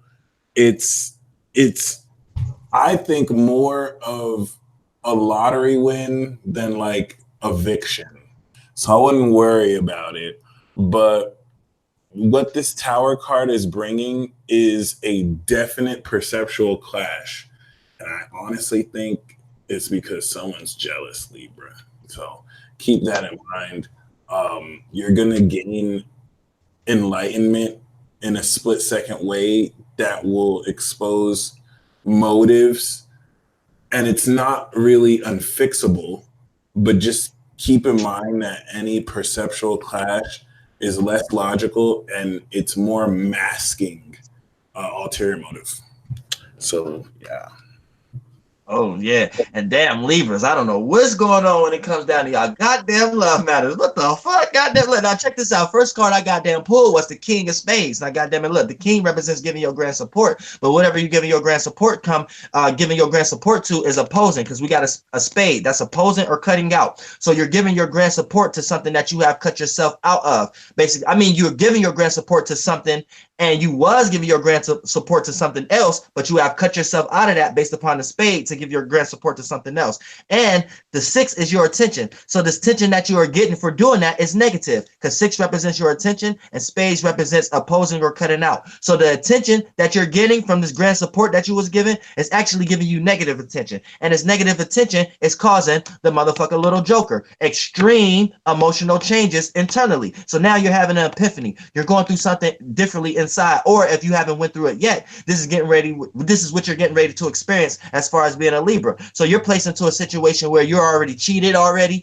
and things is already out in the open. So you're in a circumstance, in a situation where you're changing the way you feel about the situation in general. And if you're not in a relationship with cheating, it can just come into a circumstance that you love. You may have had one habit and now you got another habit. So you're cheating on one drug, or you're cheating on one place, or you're cheating on one location onto another location. You might don't want to go to Planet Fitness no more. You're going into another exercise place. So for the most part, you're changing the way you emotionally feel about that. So you're going through a deep change, Libras, right now.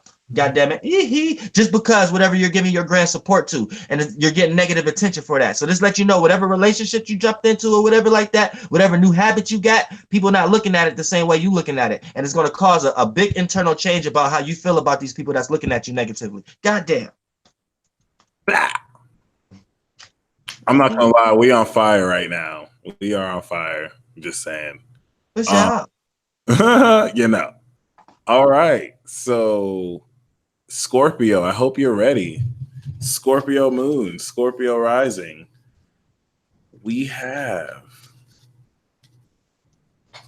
the bottom card's the death card, but we have the Sun in Virgo card, the 8 of Pentacles. This is promising that your willingness to stay committed to the work at hand is going to put you in an advantageous financial position. Some of you could even come into a job that's meaningful, like if you wanted to get signed and you're an artist, or if you wanted to write for a popular TV series.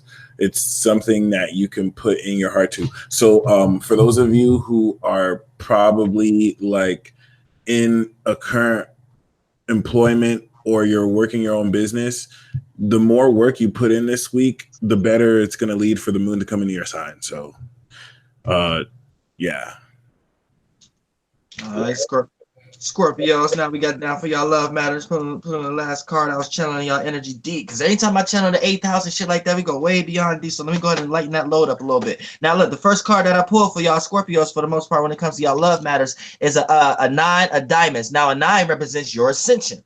A 9 always represents your ascension. And when we got the diamonds, you're ascendant in some type of you're ascendant in some type of gift. You're ascendant into some type of positive energy. You are ascendant in some type of trine. And you are going to be on a gifted road right now when it comes to your love matters. Whether you met somebody new or got a new creative idea, a new imagination, whatever like that. So damn, that's a good piggybacking from what you just said. We basically in the same energy talking about goddamn Scorpios right now. You ascending right now based upon you're finding a gem. You're rising above something. Now the second card I pulled was a 5 of hearts. So the 5 represents your emotions and the heart represents your opportunity, sextile, or support. So the reason you're getting this gem or this ascension is because your emotional state of being at the moment. Whatever emotional state of being you are in at the moment has created some type of opportunity or some type of support system that you have manifested. And the last card I pulled is whatever you have manifested was a 6 of hearts. A 6 represents you have manifested attention. 6 represents attention and a heart represents support or sextile or opportunity. So you have manifested attention that play out as a form of opportunity or a motherfucking sextile or support system. And right now it's because of your state of being and your emotions that you are in, and based upon this is going to cause an ascension. So you're going to find a diamond. So right now just stay in that emotional state, Scorpios, and y'all already be fixated. So just stay fixated. Don't let that dream go based upon your negative state of being. If you got this big old dream about this relationship or this business endeavor or whatever like that, stay there.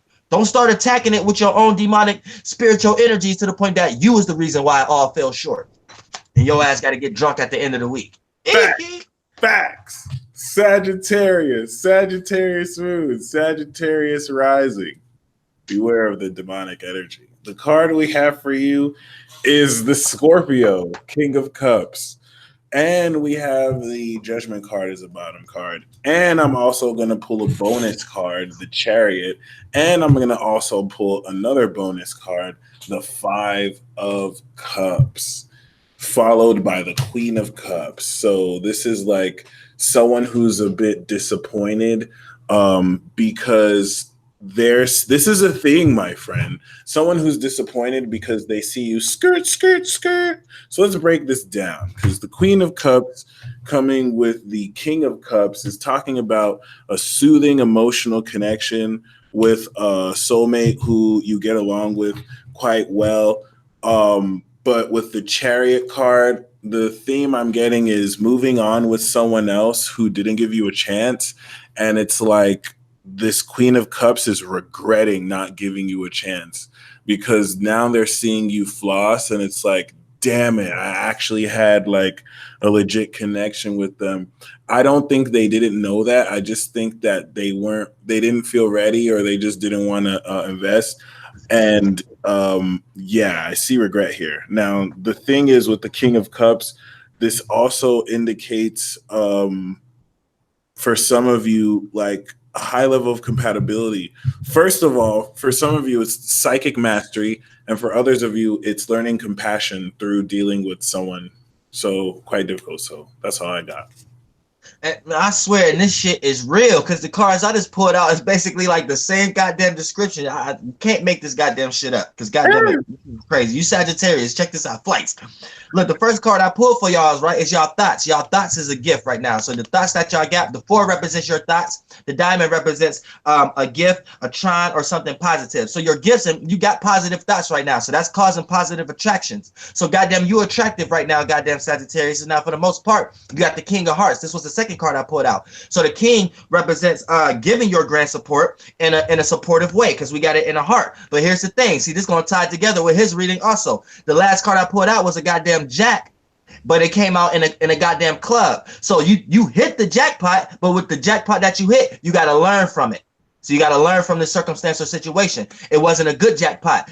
So whether it was a relationship, piggybacking what Archangel Michael just said, whether it was a relationship, and now that you're seeing that it wasn't really that good, so now you have to take your gifted thoughts and go and take somebody else who didn't give you a chance before. You know what I'm saying? Based upon you thought you hit the jackpot before, but you're learning that it wasn't the jackpot. So now you're having to retract and think that this ain't the right thing to give your grand support to. So that's the King. You think that ain't the give your right support to. So for the most part, it put you into the situation where your thoughts are still a gift. You still got opportunities to attract all these different manifestations and things of that nature. But for the most part, you still gonna have to learn from that initial one. So yeah, goddamn it, this is like tying everything to goddamn together in this motherfucker. So yeah, be real choosy. You gotta be a little bit more Sagittarian like.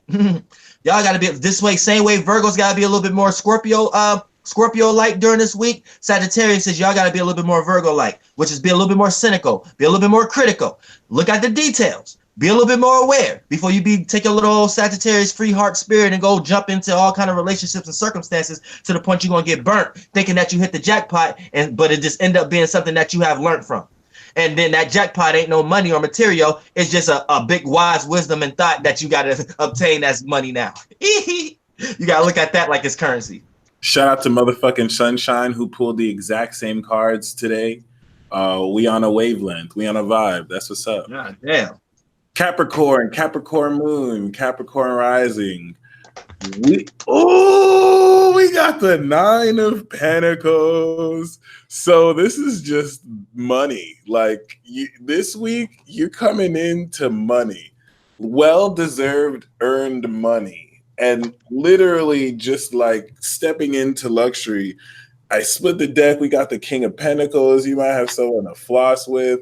This is so much so taking your financial literature and your financial prowess and really putting yourself in a comfortable position. So, woo! That shit is crazy because look, you can't make this shit up because I only got to pull one card, but the first card I pulled up was a motherfucking ace and diamonds. Ace represents you, and a diamond represents a gift. So you just stumbled across a gift, something positive or trying, because that's what the diamond represents, and the ace represents you. This motherfucking shit is real. This goddamn shit is real. Now let me see what's going down. Let's bring this to a conclusion, you goddamn Capricorns, when it comes to love matters, because your ass, you is special right now. You the gift. So whatever you love, whether it's the business you in, whether you trying to get some money or whatever like this, whatever you are the money. People need you around. So the second card right now is motherfucking now Ace of Spades. Now this is dealing with you also. So whatever you are being gifted for is going to oppose someone else in a business endeavor. So when we talk about love matters and Capricorns, y'all know y'all love business or whatever like that. This is going to be good for business because you can shut down the business down the street and get all these gifts. But we talk about love matters right now. So this may be a little tricky right now, Capricorns. Now love matters right now. You are the gem and the gift, but for the most part, still you being you is opposing others. So do you got a lot of people at your fingertips right now? Do you got choices, Capricorns? I think y'all got choices. Let me see what's this third card real quick. Y'all got choices right now. Y'all, it's hard to decide right now because you being you is the gift, but just you being you is still opposing other individuals because the ace always represents you and other individuals. And when we got two aces, that represents you and other individuals, but in an opposing way. So you're shining, and the way that you're shining, you're putting somebody else in the dark. So who you putting in the dark based upon you getting all this goddamn attention right now? Whether it's the business you love, whether it's the relationship you love. Goddamn, Capricorn, what's going on? Hold on, let me break this last card real quick for the conclusion. Let me hurry up real quick so we don't take up too much of y'all time. Boom. We got motherfucker King of Clubs. You got all these goddamn good cards. How's all these relatable energies going on? We got two entirely different cards we're working from, but it's still like the same goddamn outcome. Something ain't right, or should I say something is right. But for the most part, you got a king. This is giving your grand support, and it's coming in a club way. So whatever you're giving your grand support to is making you learn. But whatever you're learning from, you're learning that you are this individual, and whatever you're learning is other people may not like the position that you're in because you are the diamond at the moment. So goddamn, you got this gift. This don't create too many haters right now, Capricorns. All right, Cap. All right, Capricorn. I see you. Aquarius moon, and Aquarius rising. We have the same card for Taurus. When I pulled that, I felt my body just reset, like dooms. So I think for you, because the bottom card is the Ace of Cups, it's like it's not really like the reset button being hit, but it's like an energetic cleanse that just like transforms your whole auric field. I split the deck and I got the 5 of Swords. Change of plans. I also think that you're going to kill people. So I could totally see some of you just getting angry and then heads rolling. So I just saw a Game of Thrones scene with you just like, you know what? I'm not going to hold back anymore. So I'm not worried about you, Aquarius. Aquariuses get away with murder all the time. So it is what it is. But yeah, be very mindful of what insecurities come up that allow you to get triggered by other people. This is key. Ace of Cups is here for you, though. Right. And goddamn, goddamn Aquarius, you goddamn Aquarius' love matters in this motherfucker. The first card I pulled out, goddamn, y'all got a motherfucking Ace of Diamonds also. So y'all kind of in the same energy of goddamn Capricorns. And I don't know if it's just because y'all share Saturn or something like that. Y'all right next to each other, but goddamn, y'all sharing influences in this motherfucker. Goddamn, I think because Saturn is in y'all goddamn energies also. Because Saturn is in goddamn Capricorn, so goddamn y'all both relatable. But for the most part, when it comes into the love matters right now, you are the gem, you are the diamond. But the second card that make y'all different than the Capricorn that I pull is the 7 of diamonds. Now the 7 represents your knowledge, and the diamond represents a gift, a trine, or a positive energy. So for the most part, you have gained some knowledge or got enlightened about something that was positive, right? And it caused a dissension, but a positive dissension. So right now you're going to have actually everything on your lap right now. You're just going to have to learn how to not indulge right now. Keep that in mind. So you got a bunch of stuff in front of you right now that look like it's the good thing to do, Aquarius, when it comes to your love matters, because the 10 represents dissension, but the diamond represents positive, gift, or trine. So a positive dissension is a form of, the best way I can explain this is having sex, right? So once your ass get depleted, your ass then killed certain inside bodies that you got inside you, right? But you think you feel good, right? So that's a positive dissension. You know, you ever spent too much money on something that you wanted? So it felt good, right? But goddamn, you ain't got no more money in your pocket. So that would be like that's the best way I can explain it for y'all. If you get a 10 and a diamond, a 10 represents dissension, and a diamond represents goddamn a positive or gift or trine. So when it comes to your love matters right now, you are the motherfucking gift based upon the ace and it being a diamond, and based upon you being a gift, you are receiving positive information and wisdom and knowledge, right? And this positive is putting you in a good situation where you can get good manifestations. Pardon me, y'all. Where you can get good manifestations in your goddamn life, but goddamn, you may get too many good manifestations to the point it causes dissension. So right now, don't take everything. Don't be in everybody's pants right now. Don't be in everybody's pants. That's the word right there. Pisces, finally. Pisces moon, Pisces rising. We have, quite appropriately, the High Priestess. This is a peak state of high intuitive vibration. Split the deck, got the Sun, and also got Hermit Justice. So the High Priestess is talking about your spiritual and psychic abilities. You're going to be developing them this week in a way that doesn't suck. And in a way that, since Chiron's not in your sign, actually makes it fun. You know, a lot of Pisces were like, I want to awaken to my full potential. And the universe is like, are you sure? And Pisces was like, yeah, because you got to feel into the cool shit you could do. And then the universe is like, no, I don't think you can handle it. And then you were like, nah, let me do it. And then the universe did it. And then you started to be like, oh, I'm way too sensitive. Oh, I feel everything. Oh, no, this sucks. And the universe is like, nah, this is what you wanted. So you're going to have to deal with that. But, you know, the positive sign is now you've reached a place where you can deal with that sensitivity. And it's like, you really stepping into the dope parts. And the High Priestess is going to hook you up. Very much so. Yeah, but this shit is goddamn crazy because you like how you just explain how Pisces is stepping into some sticky water real quick where they want something, but then once they get it back, they're like, oh no, I didn't want this and shit like that. And that's the exact kind of reading I just pulled. Because for the most part, the first card I just goddamn pulled was y'all thoughts.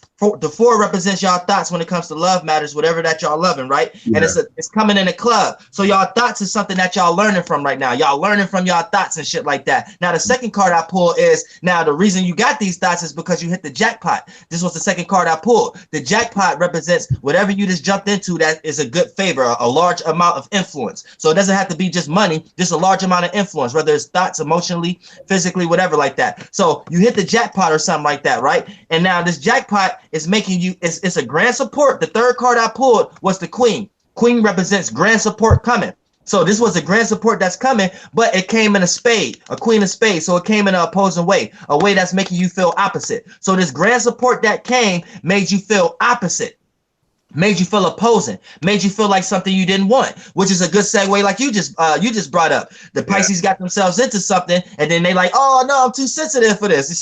So the thoughts that you're thinking is coming from this grand support that you just got. You hit the jackpot, but once you got the grand support came as a queen, grand support coming, but it came in an opposing way to how you feel because it's a spade. So this grand support that came opposing to how you actually feel comfortable. God damn it, this shit is real as the motherfucker. How we get the same kind of goddamn reading with two totally different goddamn cards? Like more This shit than is crazy. more than twice too. Like it was the last Zodiac sign just started bumping. So, you know, That's for those crazy. signs, I think you're extra in tune. So we're gonna get into the actual donators and the readings, but before we do that, let's pull one more card for all the signs and everyone. See what that's about. I got two came out. I got the 7 of Swords and the 8 of Swords. And this is quite clear, y'all. Fear is a motherfucking liar. Okay.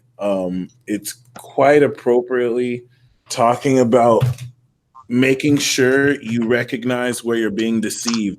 Some of you know you're being lied to, but it's like you don't want to confront that person and let them know that you know that they're frauding. Like, I really want you to see literally someone is taking advantage of another in a stuck position. So really keep that in mind. It's your perception allowing you. The Two of Swords and the 9 of Wands is saying to hold your ground if you feel skeptical. That's because this week it is skeptical. So don't listen. It also means don't listen to fear. It's this energy that's trying to make you be insecure. It's trying to take your insecurity and foster it. So that stuck feeling could have you downplay yourself. And the 7 of Swords is manipulating you to like reinforce the blinds you have over your potential. So keep in mind about that too. Yeah, and what we all going through also, and just in general, and all love matters and everything and shit. The first card I pulled was the 9 of Spades. So everybody is going through an ascension stage. So everybody is ascending, but this ascendant is in a spade. Spade represents cutting out, opposing, or obstacles. So our ascension feels kind of harsh right now. It's something like it's hard to do because we may be attached to people, places, and things. So right now we all are ascending. So we all know that we're rising above something, but it may not look like it's good right now. It looked like it's something hard to do at the moment. Then the second card I pulled out was the 10 of Diamonds. The reason why this ascension looked bad is because we have been lost into our gifts and our diamonds. We have been lost into our what we think is positive. And what we think is positive right now is something we have been lost in or overindulging in because it's causing our dissension. So we in a state right now where we know we have to ascend. It's just kind of hard to let go. But whatever we not letting go is causing our dissension. And then the last card I pulled out was goddamn the 5 of Diamonds. So the 5 of Diamonds, the 5 represents our emotions and feelings. All of our emotions and feelings right now are positive, are gifts right now. They're all positive. So we all got this positive outlook. We just have to understand that we're going to have to go through this dissension. We're going to have to detach from the stuff that we love and appreciate and value for the sake to go through this ascension in the right way. Otherwise, we're going to keep descending with the things that we think we love and appreciate and value based upon our emotional attachment to these things, right? And I want to do a general zodiac element also based upon the energy that we all going to be in based upon. That's when I add the cards together. So for the most part, we got 10, and then we got 19. So for the most part, 10, that's 10 plus 9. Then we got plus 5, that's 24. So right now, 2 plus 4, that put us all in the 6th house. So we all in the energy of we all got to deal with Virgo energy right now. So keep that in mind. We all got to deal with Virgo energy, which is we all got to be more discernment, have a little bit discernment, look at the details, actually pay more attention to our work, pay more attention to our health or whatever we're working on. We need to put ourselves in a situation where we can put things more on a schedule, routine, and a pattern. And if we're too scattered when it comes to our scheduling and our routines and things of that nature, it could place us in a very bad circumstance in a situation. So right now, that's the overall energy we need to participate in, Virgo-like energies. Therefore, when the moon go into Virgo, we won't have no problems or no bad seeds putting us in fucked up circumstances where we feel like we need to perfect our circumstance that is already perfected. Play boss, bitch. I'm out this motherfucker. And that concludes our weekly Archangel analysis. Thank you for joining us the first episode. We're now going to try not to talk too much, y'all. My bad. No, you're killing it, bro. You're killing it. This is definitely great energy. I invite those of you to stay on. So you may find that even though we don't read exactly for you, some of it may resonate with you. So we're going to go into the personal reading section of this. For those of you who are looking for the super chat, I turned off the super chat. If you go to the description box right now, Dolo and I are doing personal readings for this week. So we'll pull a card for you, just like we did for the signs if you want a personal reading. And we'll also look at your rising sign, sun sign, moon sign, and give you some weekly astrology analysis on the week if you'd like that. Or if you like both, you can kind of combine them at a discount. So hit up the PayPal link below. We're going to be knocking these out right now. And shout out to the patrons on Patreon. We're going to do the priority list right now. You could start with Anne. So we'll for the Patreon list, we'll just do, instead of doing both at once, we'll just do one after the other.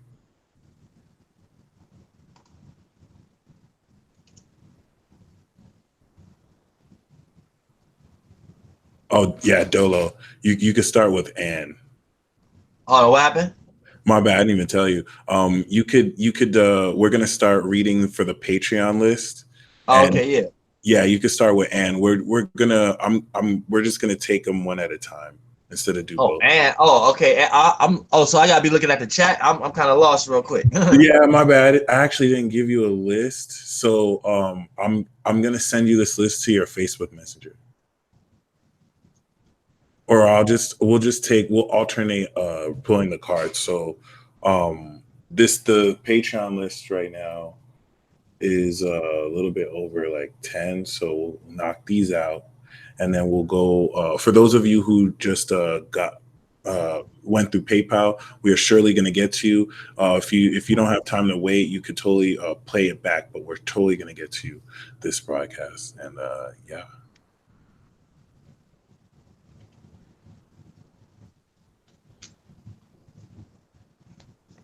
Okay, so you said, oh shit.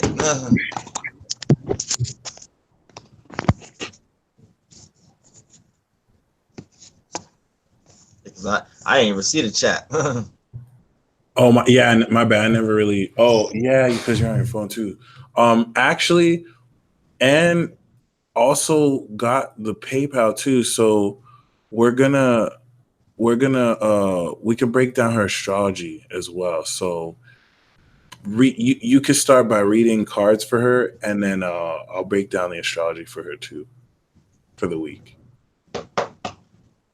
All right, so how are we doing? So and hold on, we gotta read where her chart at. Okay. What is Anne? Her sun is Libra, and yeah, I'm gonna keep it 100 with you. When it comes to card readings, I kind of like, I can do that live, but for me to get deep, I might go too deep. It might take up a whole like a video like that. We want to do some little quick something like that.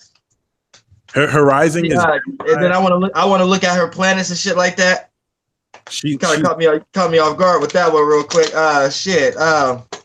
She's Libra, Sun, and Moon, and Gemini rising. All right, Libra, Sun, and Moon, Gemini rising. All right, let me tap into her energies real quick. As far as the cards, it could be simple too. It doesn't have to be too. Because I need what is her question? What is, because I can't just give her no scattered reading. I got to know what's her meaning? What's her purpose? Oh, what's like her? What's her question, or like what's her, okay, well, so the ones we're pulling for is just the weekly influence, like what's going to happen for the week. Oh, what's going to happen for her to the week? Yeah.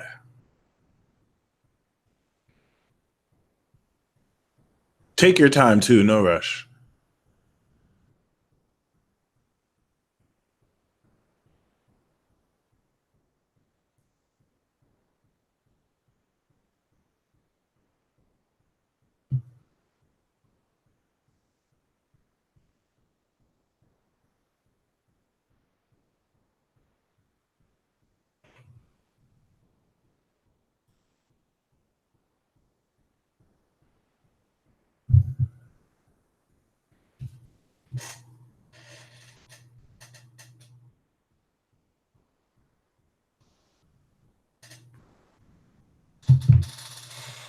One moment.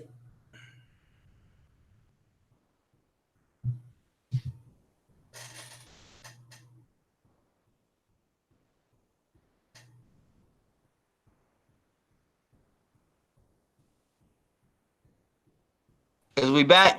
Yep, we back. Yeah, my motherfucking phone died. Y'all can see me? Yeah. All right, y'all can see. All right. Yeah, okay. All right, you said she a Libra sun? Yeah. Okay, Libra sun. All right, yeah, okay, we still yeah, all right. Now, Libra sun, this is what you need. This was going on for you for the week right now. You need to know that your position, your solar plexus, the energy that you in, is in conjunctant, but it's going to be in conjunctant. Hold on, left the call. It said I left the call. I ejected the other one. You still here though. Oh, yeah. Okay, good looks. So she's Libra sun, moon, and Gemini rising. All right, so yeah, this was going. So Gemini rising, this is going to put you in a situation where the sun is in probably your 12th house. So for the most part, you're going to be already trying to pay attention to your dreams, illusions, creativity, and imagination. But what you need to know right now is putting you in an inconjunct, because the sun is inconjuncting your actual solar plexus and things of that nature. But the misunderstanding that you have is going to be backed and supported by what you love, appreciate, value, and how you relate to others, because the sun is being ruled by the same planet that your sun sign is ruled by, which is Venus. So during this week right now, you have to pay attention to misunderstandings, miscommunications, and it's going to come into the form of your actions. People is going to misunderstand your actions. They're going to misunderstand the way you see things, and they're going to misunderstand how you view things and the things you're consciously aware of. So kind of be careful on what you show to people. Kind of be careful on how you act to people during this time, because it's going to play out in the form of a misunderstanding. So keep that in mind. Flights. Hey. So for her too, yeah, I'll pull a card for her. So now you can prepare cards for Asia right now while I finish her reading, if that makes sense. Just like a weekly influence. What happened? So you talking about for the card? Well, I'm gonna be honest with you. When it comes to the card deck, how the cards I use, it's kind of like the reading don't work like that. The kind of reading work as in I kind of just dive into a person's energy and their influences, and then they give me a certain theme.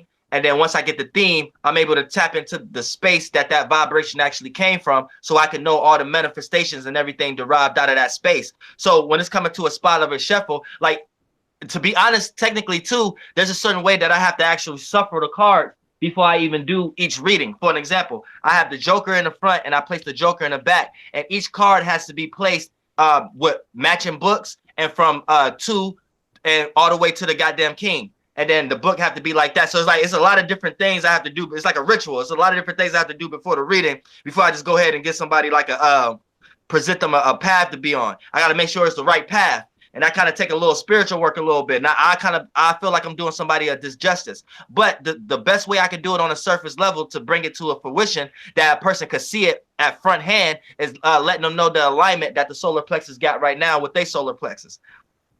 If that make any sense, you know what I'm saying? No, but yeah, that'd be the quickest way I can access the energy without leading somebody off on a path that may not necessarily be the path that they're on. It might just be the path that I might be creating at the moment, based upon me jumping in that space and creating a ram there ahead of time, without fully seeing all the beings and things in that nature in that space. When it comes to dealing with when it comes to at least dealing with these cards. You know what I'm saying? Without the story on them and shit like that, just the number and shit. You know what each card means though, right? Yeah, well, as far as the energy, you talking about the tarot cards? Well, or the cards I got. How about let's do this? Shout out to Ashley, by the way. So let's I know what each card mean, and the cards I know what they mean too, as far as tarot. So let's okay. What I did with these is I just took the actual vibration of it in general. So for an example, or go ahead, say what you're gonna say. All right, before we get in there, I don't want to turn this into a teacher video. No, it's cool because you're dropping knowledge. I'm not really used to this type of slant on this, but like, yeah, let's improvise. How about like you can pull a card or two and then just interpret the tarot meaning for like the week for them. That's what I'm saying. I think you should do that. That's what I'm saying. Okay. My spirit won't allow me to do that. You don't want to mix. No. What I'm saying is, I know what you're saying, but what I'm saying is that work better with tarot cards and divination. Yeah. When I'm working with these, I can't necessarily pull it like just jump into a vibration and pull a card out and set somebody on a set goal for a week just by doing that, without necessarily going through the process that I necessarily know I need to take when I'm utilizing these cards. Now, if I had some tarot card readers, I'll be able to do that because I'll be able to have some access to draw from and pull from based upon the story that's on the card. It's even better. We could just channel. So we'll just channel messages. So, and to kind of add on to it. No, what I'm saying is I'm with it, but whatever they zodiac sign is, that's how I will add to it. So if you pull a card, and then I will add to it based upon a zodiac sign that they're going through with also. Yeah, so it'd be like the same thing basically. We could totally do that. And my bad, I did this so last minute. Like next time we'll kind of we'll perfect it each episode. But yeah, basically well, let's get this show on the road. That's dope. We definitely got the Astro unlock, and really to add on, you know what I mean? Like as a Gemini rising, the moon coming through your first house is going to really give you a great perspective of how to align this recent new moon into, you know, your general mode of expression, and especially who specifically you're going to confront very real, you know, burgeoning relationship issues that will be reaching great conclusion. And the card that I'll pull for you, the card I'm gonna pull for you is the Lover's card, which is another Gemini energy. So definitely, really, it's, did I pull this for Virgo? I pulled this for Virgo. So the Libra is more talking about connecting your mind and heart, the Lover's card, and being in a position to connect well with everybody that you connect with in a very authentic and original way. So that's what's up. And yeah, the next person we have is Asia. So she's a Taurus. Uh-oh, Taurus. How do you like date? Go. So you want me to go first, or you gonna go? Well, for Patreon, we'll just we'll do it one at a time. So we'll alternate. Like you'll take her, and then I'll take the next one, and then you'll take the next one. All right, so she got a Taurus, so she got to make sure that you don't cry at your own party, also because you got the alignment that's conjuncting you right now. So you got all the power and the influence. So you're just gonna have to be careful right now, based upon this Uranus. You know you're gonna be going through changes right now that's gonna force you to be a unique individual. And right now you kind of gonna have energies that's dealing with you the whole year. So that's what you need to keep that in mind also. So you're being forced to be an individual this year. You're being forced to be an individual. You're being forced to be unique, and you're being forced to not have yourself too attached to other people's problems or responsibilities or emotions and things of that nature. Now, when we got during this week, this is what you need to understand. Now, when the moon going to Gemini, this is not so much of an influence towards you. So you're going to be able to sit back and eat popcorn and be able to indulge if you want to or not, but it's going to be on you. Now, for the most part, the same thing when we're dealing with all these earth placements, when we got Pluto, you're also going to be dealing with transformative situations within inside you, though.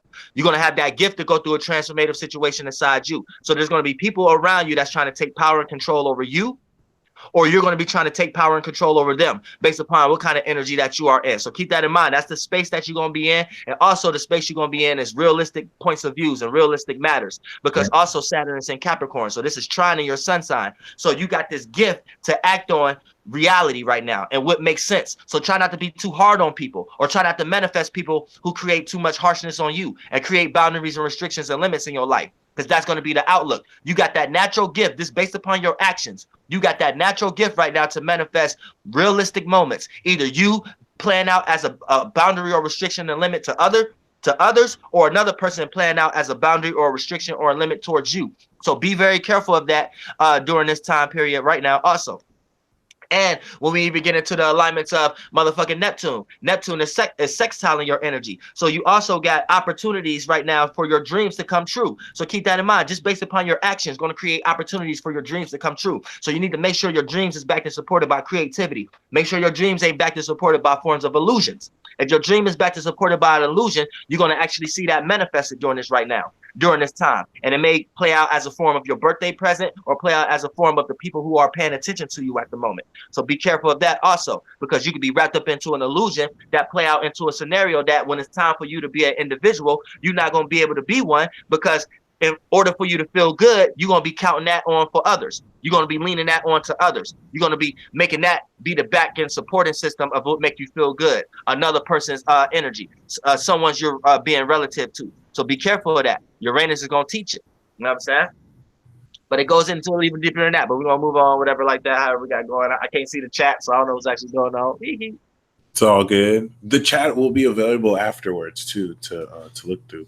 Davita, the card that we have for you is the Page of Wands, which is urging you to really stay excited. You're also going to receive exciting news pertain to victory, that you push yourself forward, kind of like breaking a limit, kind of accomplishing an objective. So take that exciting approach to everything that you move forward with. And next we have Evelyn Hernandez. She's Sagittarius. She's a Sagittarius. And she's Sagittarius Sun, Virgo Moon, Aquarius rising. Oh shit, Sagittarius Sun, Virgo Moon. Yeah. Oh, so you want me to get to? Are you getting this one? You want me to get Sagittarius Sun? You said Virgo Moon. Yes, sir.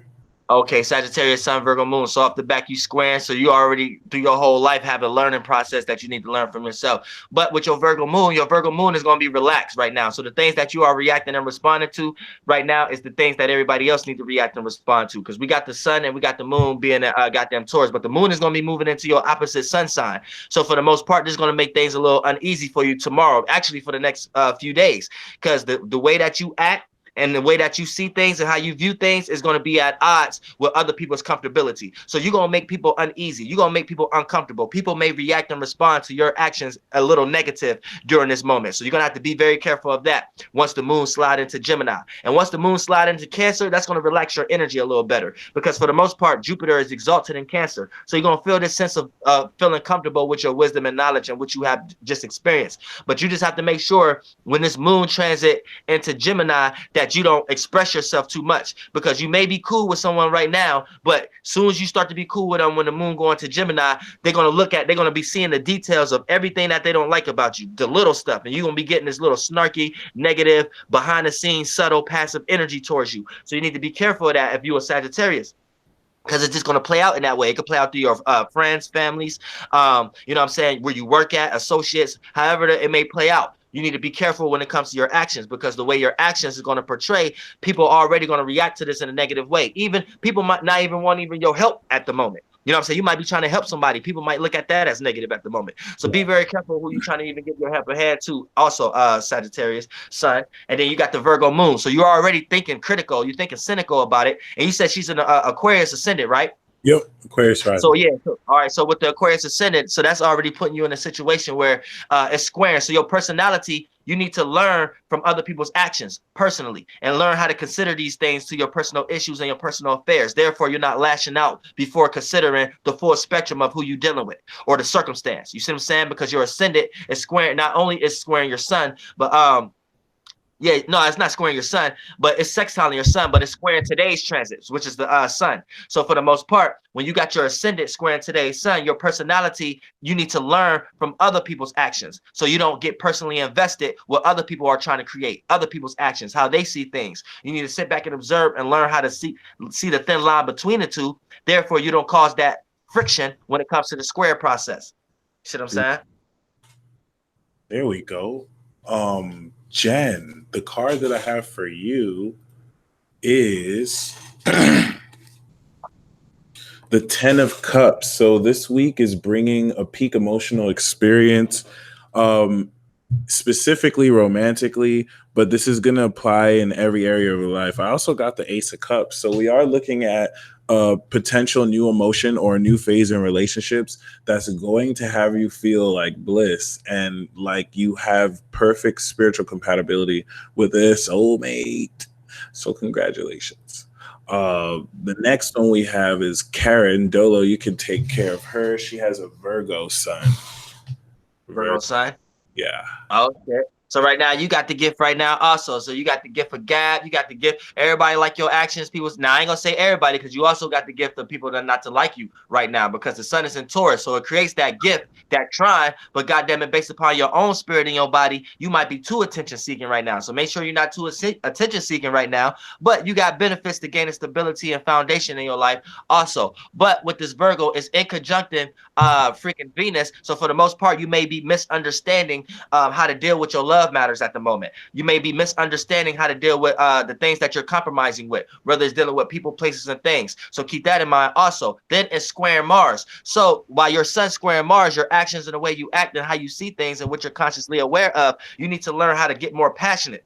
You need to learn how to add more passion, add more desire, add more fire. And you're willing to learn that because both of these placements is ruled by Mercury. Your sign is ruled by Mercury, and where Mars is at the moment is ruled by Mercury. So this makes this a favorable square. So this don't make it a square where you hate to learn. This makes it one of those squares where you like to learn it. You just got to be placed in the right scenario, or someone got to cause a friction type of situation for you to be placed in the right space to allow you to be like, okay, yeah, this is something I want to learn, and it's something that'll psych you up. But for the most part, that's the your passions, your motivations, and your desires. Act on these things more. Start to see these things during this week. You know what I'm saying? Start to pay attention, add more energy to these things, so you can start to see these things start to take course because it's in your favor. So keep that in mind. It just may look a little scary because it's in a square sign, which you're just gonna have to learn how to be a little bit more communicative outwardly instead of inwardly. See, Virgo communicate inwardly, Gemini communicate outwardly, but they're both communicating curiosity, thinking, instructions, and information. So as long as you're accessing Mars in the right way, you should be all right. But yeah, love is kind of out the box this week. You kind of got to pay attention more about work. Sweet. Next we have Keha Hayes. The card we have for you is the Seven of Swords. So here's that dynamic again with, making sure you don't let anyone deceive you, making sure you don't let negative voices and negative thinking kind of mirror your self-esteem, and to confront any deceptive influences by exposing them. It also can mean if you want to work on your own to do something, you should do that, even if it means not working with other people. So next we have Monica. Monica is a Libra sun and an Aries. She's Libra sun and rising and an Aries moon. You got that, though. Oh, okay. Libra sun, and rise, and the Aries moon. So off the bat, the moon is who you are. So this is how you react and respond to things. So you're reacting and responding to things in a whole new way. And a lot of times when someone else try to make you react and respond to the way pardon me, let me take that back. Anytime somebody else try to come into your life and make you react and respond into the way that they want you to react and respond, this creates competitive nature. This creates frustration. This creates you wanting to be separate. This creates what you want to be alone. But that could become very frustrating because your sun is Libra and your ascendant is Libra. So you don't really want to be alone. You want to relate. But a lot of times your emotions and feelings and how you feel about things are unrelatable because you're too busy trying to initiate and create new ways of how to see and feel about these things. So during this week, you know what I'm saying, things going to be catered towards more your sun and your ascendant, because the sun is in the sharing the ruler sign, which is Venus. So you're going to care more about acting and participating on love, appreciation, value, relativeness. But for the most part,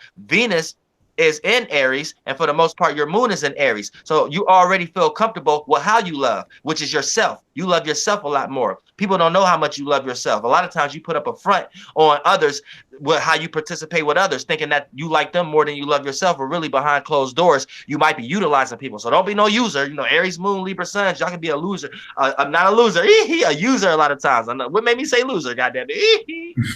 What made me say that? But for the most part, a lot of y'all can be users in this motherfucker.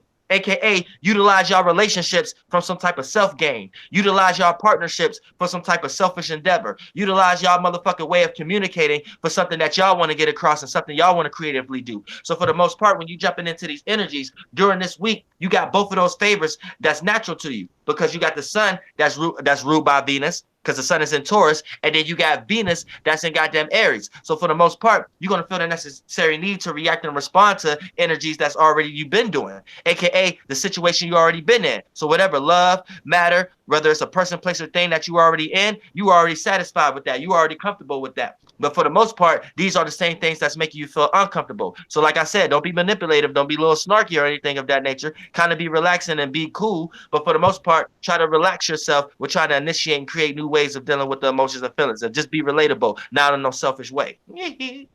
All right. And in future, the way we're going to do these, I'm actually... for this episode, we're going to do super chat priority, but in future next week, I won't be doing super chat priority for first. I'm going to save super chat priority to other videos, but we'll definitely just go straight to any of you who go to the PayPal. Just keep that in mind. So we're still in the super chat, but we'll get to you very soon because we're almost done with this part. The card that I have for P did 427 is the King of Swords. The King of Swords is definitely speaking of you being put in a position to approach every single person and situation this week completely objectively. It's even speaking of the quality of an individual you'll be working with, probably Aquarian in nature. Make sure you're impartial and you don't take sides. You want to be objective at all costs. UG 1616, I got the King of Cups for you, which is actually speaking of you being put in a position to really be compassionate, whereas P did has to be objective. You want to be more emotionally intelligent and listen to what people are saying, in between the words, let's say, because that'll key you into a lot. But this is also going to be so like a counselor like being who you'll be able to trust and confide your feelings in. So Dolo, you could take care of Rebecca, who is Aries, Sun, Cap, Moon, and Sag rising, I believe, like late Sag rising. Aries, Sun, Cap, Moon, and let me warn y'all too, real quick. After this, I probably could do like 2 more. Then I gotta dip out real quick so I can get situated and my daughter go to school in the morning and shit like that. But right now, I'm with y'all. I'm with y'all in this motherfucker. But for the most part, you said she had Aries what? Well, you know what? What we'll do, we'll skip the super chat. Let's start with Edgar Bradley. So for the ones that we can't do this week, we'll shoot you an email report. So we'll get you done like tonight or tomorrow. But for this one, we got Edgar Bradley. Edgar Bradley is a Taurus rising, Gemini Sun, Aquarius moon. Okay, Gemini Sun, Taurus moon. Yeah, Taurus rising, Gemini Sun, Aquarius moon. Oh, Aquarius moon. Okay, Gemini Sun, Aquarius moon, Taurus rising. Okay, for the most part, your actions and the way you act and your reactions, they got a gift right now to be at one. So right now, you almost like the type of person you are what you see. Basically, so you're dealing with a circumstance right now, and then your ascendant is in Taurus, so your personality is actually more in favor right now, and the way you react to things by your moon being in Aquarius, that's not so much in favor right now. So try not to be so reactionary right now, because the moment you react and respond, even in the nicest way, people gonna look at it like it's kind of negative right now, based upon the sun being in Taurus. So you got to keep that in mind. Just that whole being sarcastic, snarky, and all that kind of behind the scenes realm versions of communicating with that Aquarius moon, that's how you naturally react and respond to things. So how you react and respond, it may not be in favor with how people see things right now. People see things in a more structured way, in a way that makes sense, in a way that's more practical. So people don't look at that like that makes sense right now, regardless of what sign they is, because the sun sign is in Taurus right now. And by your sun sign being in Gemini, keep this in mind. You got the passion right now. People are looking at you as an example of what they need to do as far as how they should dive into their passions, their motivations, their desires, their intent. And a lot of times right now, you could jump so far into that, then when you don't get something on your lap, it may turn into anger and aggression. So don't be a crybaby right now also. But it's putting you into a situation where this week, you just got to understand that try not to be so reactionary, because you might react and respond too fast. And the way that you react just in general is not how people see things. People don't like the way you're reacting right now. So people may think you're reacting distasteful right now. So keep that in mind. Try to have a little bit more good taste. And you can learn that from your other trine, which is Libra. So keep that in mind.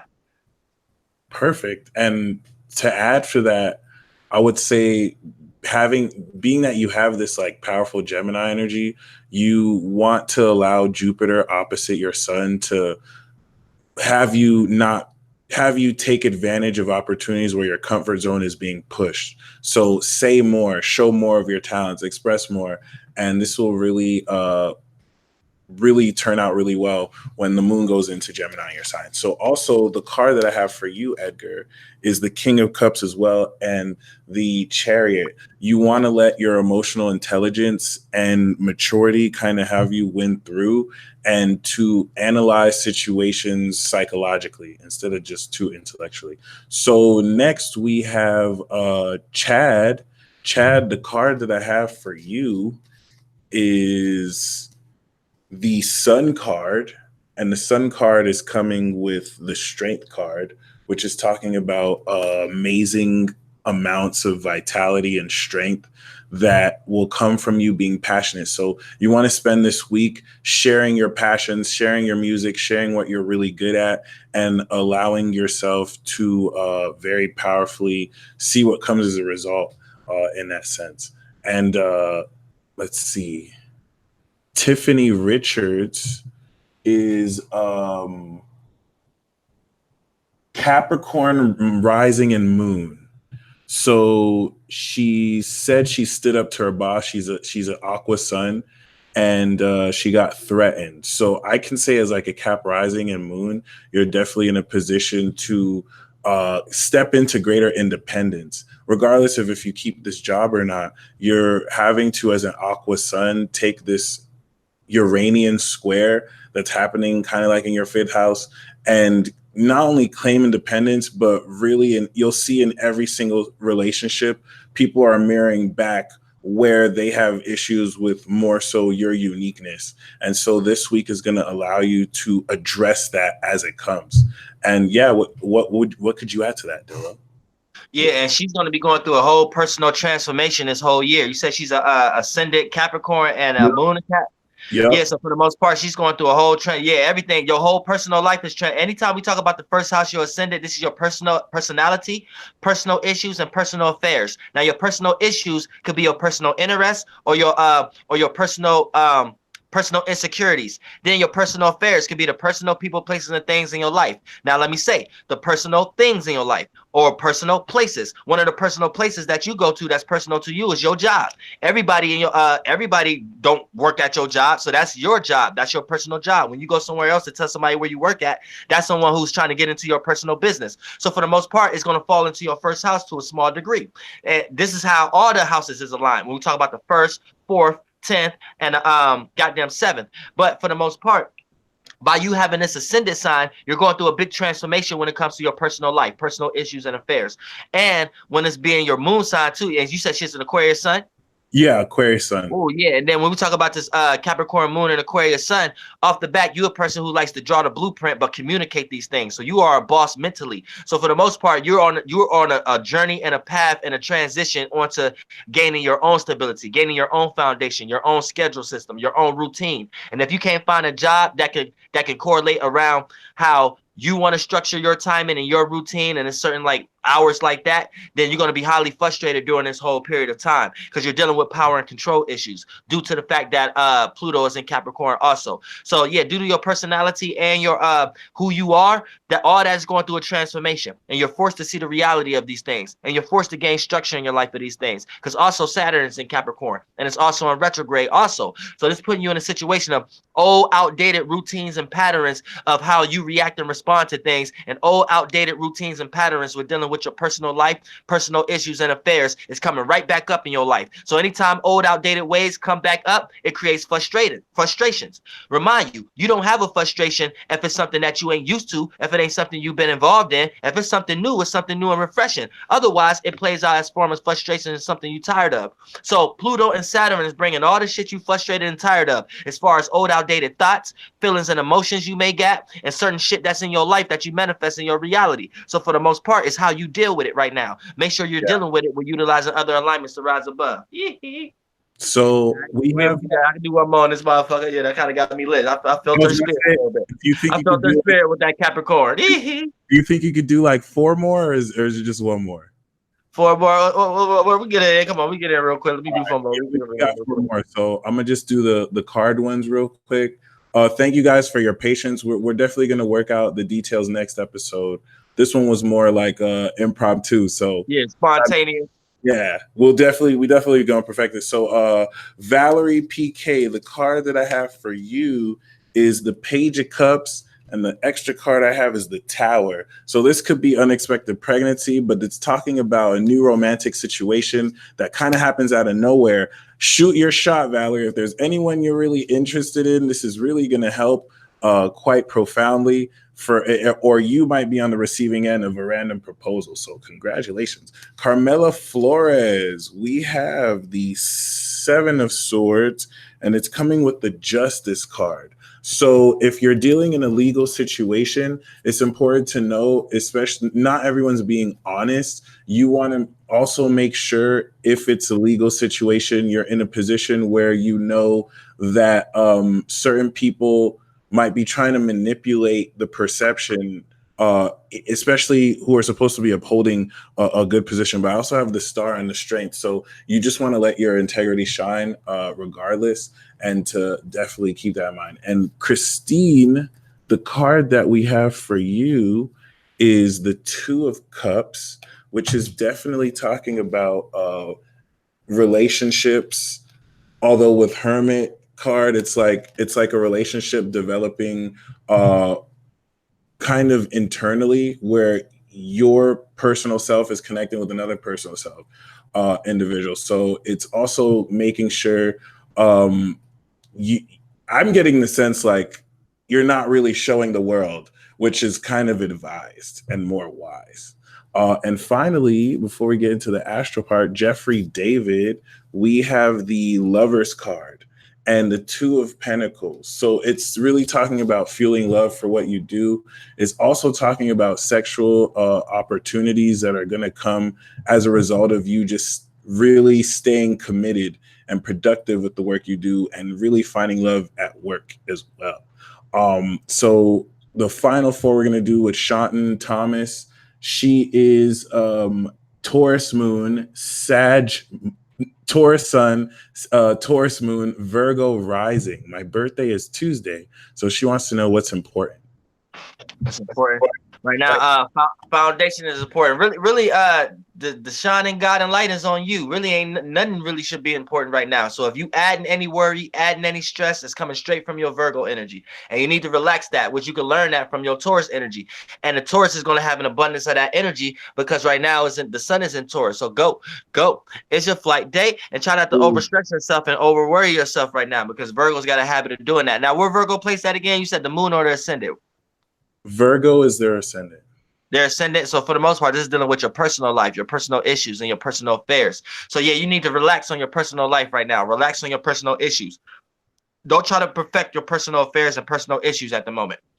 Like I said, your personal issues could be your personal insecurities or your personal interests. So for the most part, try not to overstress these things. Try not to overstress your personal interests like you need it now. Try not to overthink about your personal insecurities, because you don't know how beautiful or ugly you are to other people, and not just when it comes to looks, but just your personal life in general. Try not to feel too scared or nervous if something don't take or something don't partake as far as scheduling, or as far as what you had as far as a set date.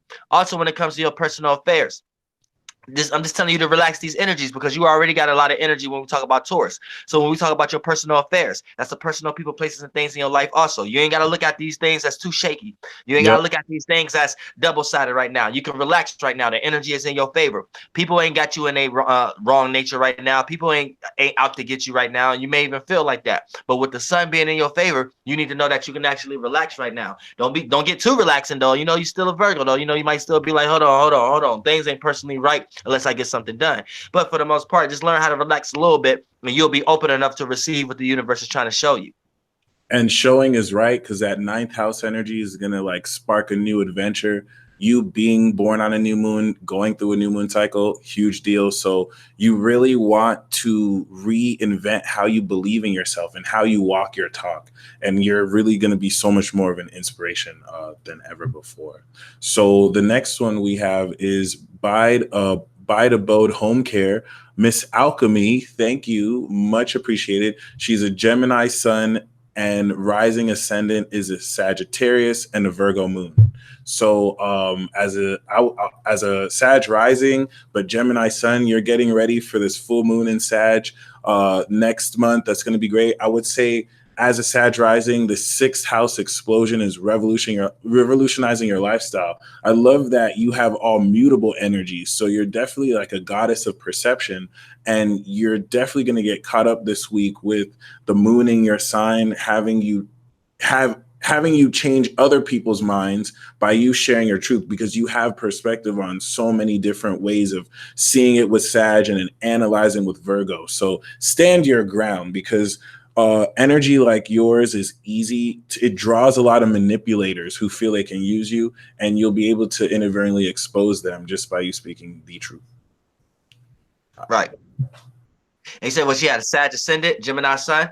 Yep.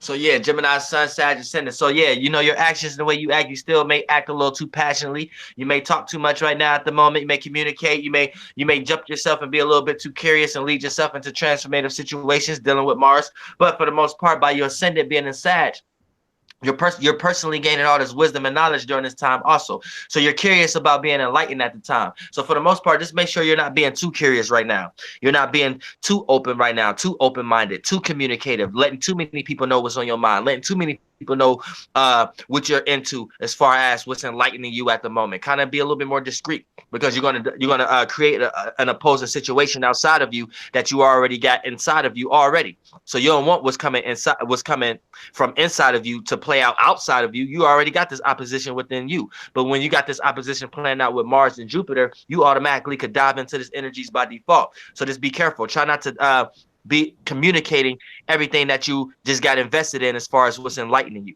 and you'll be all right. And vice versa. Within your experiences, meanings, and reasonings and things of that nature, try not to overthink these things. Yep. Try not to be too curious about your experiences, and let them go and let them be the way they be, and just experience the vibration the way it is. Amen. So the second to last, we have Senbet. Another Gemini sun with a Leo rising and Scorpio moon. So Leo rising is probably one of the best risings to have, because it's a 10th house like manifestation. You're establishing your career, and I truly believe Uranus in the 10th is like a windfalls of income, a windfall of gaining a position that is totally unconventional, which in this day and age is going to translate into self-employment. So enjoy that. As Scorpio moon, this is opposite your moon. So you're going to really be resolving private feelings that made you really uncomfortable being around people with less than pure motives. And it's going to inspire you with a greater confidence to be in public and to really own up what you do, because you have such a greater understanding of it, especially during this week, which is quite exciting. Right. And having that Scorpio moon, right? Gemini ascendant? Yeah. Leo ascendant, Scorpio moon. Gemini. Oh, Scorpio moon. Okay, Gemini, Scorpio moon, Leo ascendant. So, okay, you dealing with some square energy there a little bit with the Scorpio and the Leo, talking about your moon and your ascendant. So for the most part, you're already dealing with a learning process, and then you got the square plan on with your sun. So for the most part, your personal issues and affairs and the way you react and respond to things, you need to learn how to see things for what they are, and to learn that you may have made mistakes. Learn that you may not be thinking things the right way. Learn that you may not be acting the right way. Learn that your personality, personal issues, and affairs may not be related to the right way during this time, because they're both square in the sun sign. Also, with your moon being in Scorpio, the way you react and respond to things is at odds with the sun. So hold on, and I didn't mean to say that your moon is at odds with the square your goddamn sun. I meant to say it was at odds because your moon is in Scorpio, but your ascendant is at square. It's squaring the goddamn sun because they at a square angle, which is Taurus is the sun, and then your ascendant is in Leo. So you're gonna have to learn how to apply what everybody see right now to your own personal issues, because your personality may not gear towards the way how people see things right now. Your personality may be look like a little negative to others. And then by your moon being opposite, it plays out in the same energy I was just breaking down. The way you react and respond to things may be odds, maybe disagreeable. You may feel different than the world right now. You may feel at odds. You may feel separate right now, and you may feel the need to disclose yourself in certain ways, shape, or form. So for the most part, you just got to learn how to disclose it and deal with your own problems. Don't open yourself up to allow others to experience you dealing with your problems. Deal with your own problems to yourself. and you'll be all right with this the 2 square fixed energies right there due to your mutable sun. You said the sun was in Gemini, right? Yep, sun is in Gemini. Yeah. So that Gemini sun, and everybody see you being favorable and curious and communicative and things of that nature, but they don't know what's actually going on inside you, which is that square between your ascendant and your moon. You just have to make sure that you don't dive too far into either spectrum, because people is going to see that in the wrong way. And then when it comes to your actions, that don't got no influence. The only influence you got is your moon and your ascendant, because your sun is in Gemini, which is the sign that's right next to Taurus. So it's not a heavy influence. So people are just going to be heavily influenced by your ascendant and your moon. So keep that in mind. Beautiful. And the last one we're going to do is a Christian. He's a Libra rising, Leo sun, Cancer moon. You could start him off, and I'll come after. Oh shit, Cancer moon, Libra sun. Cancer moon, Libra rising, Leo. Oh. Okay, Libra rising, Cancer moon, Leo sun. Okay, now for the most part, your actions, the way you act, how you see things, a lot of times you like to seek attention. Then your moon is in Libra ascendant, then your moon is in Cancer. Okay, so for the most part, you're dealing with a circumstance and a situation where you are already a square. You are already, people looking at your actions like they're learning from you. So if you are a positive Leo, people are learning from you right now. If you are a negative Leo, people are learning from you right now based upon your mistakes. So keep that in mind, because it's a square situation.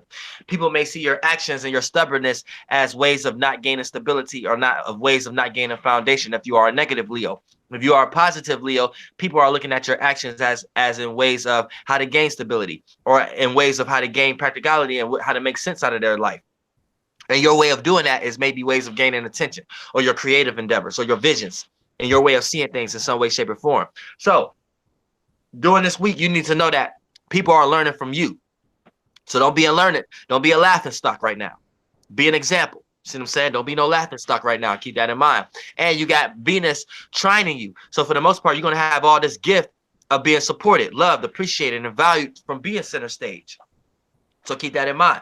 You're going to have all that for you. You're just going to have to learn how to relate that into a way that it can be practical and it can make sense. And you don't be no little bad Leo to the point that everybody is throwing bricks on stage. Seriously. And I mean, to add on that, as a Libra rising, you're going through that very harsh 4th house transit, with Cap in there, but you're right. But he's a Leo. So that sunshine being all heart can put in check the need to be right all the time. And, as a Libra rising, this is your 8th house. So highly transformative. You want to take this new cycle, starting this new week, to continue to commit to changing your workout regimen, or something, even if it's really small, something you could do like every day in an effort to reinforce what you're changing in your attitude and your habits. And this is really, really, really going to shift very well how you engage with others very subtly. So we're going to end here. I'm going to pull a couple more cards for Vera Zahin. Thank you very much for the last minute tip. We got the 4 of Wands and the 4 of Pentacles. So there's assured material gain and results from your hard work. It's like moving into a new home or a wedding. You've really earned this, and this is going to give you firmer foundation in your community. So for those of you who want to contact Dolo, I have his YouTube channel down below. Thank you so much, brother, for being patient and for joining us. Stay tuned next week. Do you have any final word for everybody? Shit, y'all already know, man. Ride that motherfucking flight, for sure. Goddamn, Archangel Uriel. Goddamn it, that's all I know. Shout out to the subconscious community and the soul group in this motherfucker. Goddamn it. You already know what it is. All right, y'all. Y'all stay blessed, and until next week, as always, peace.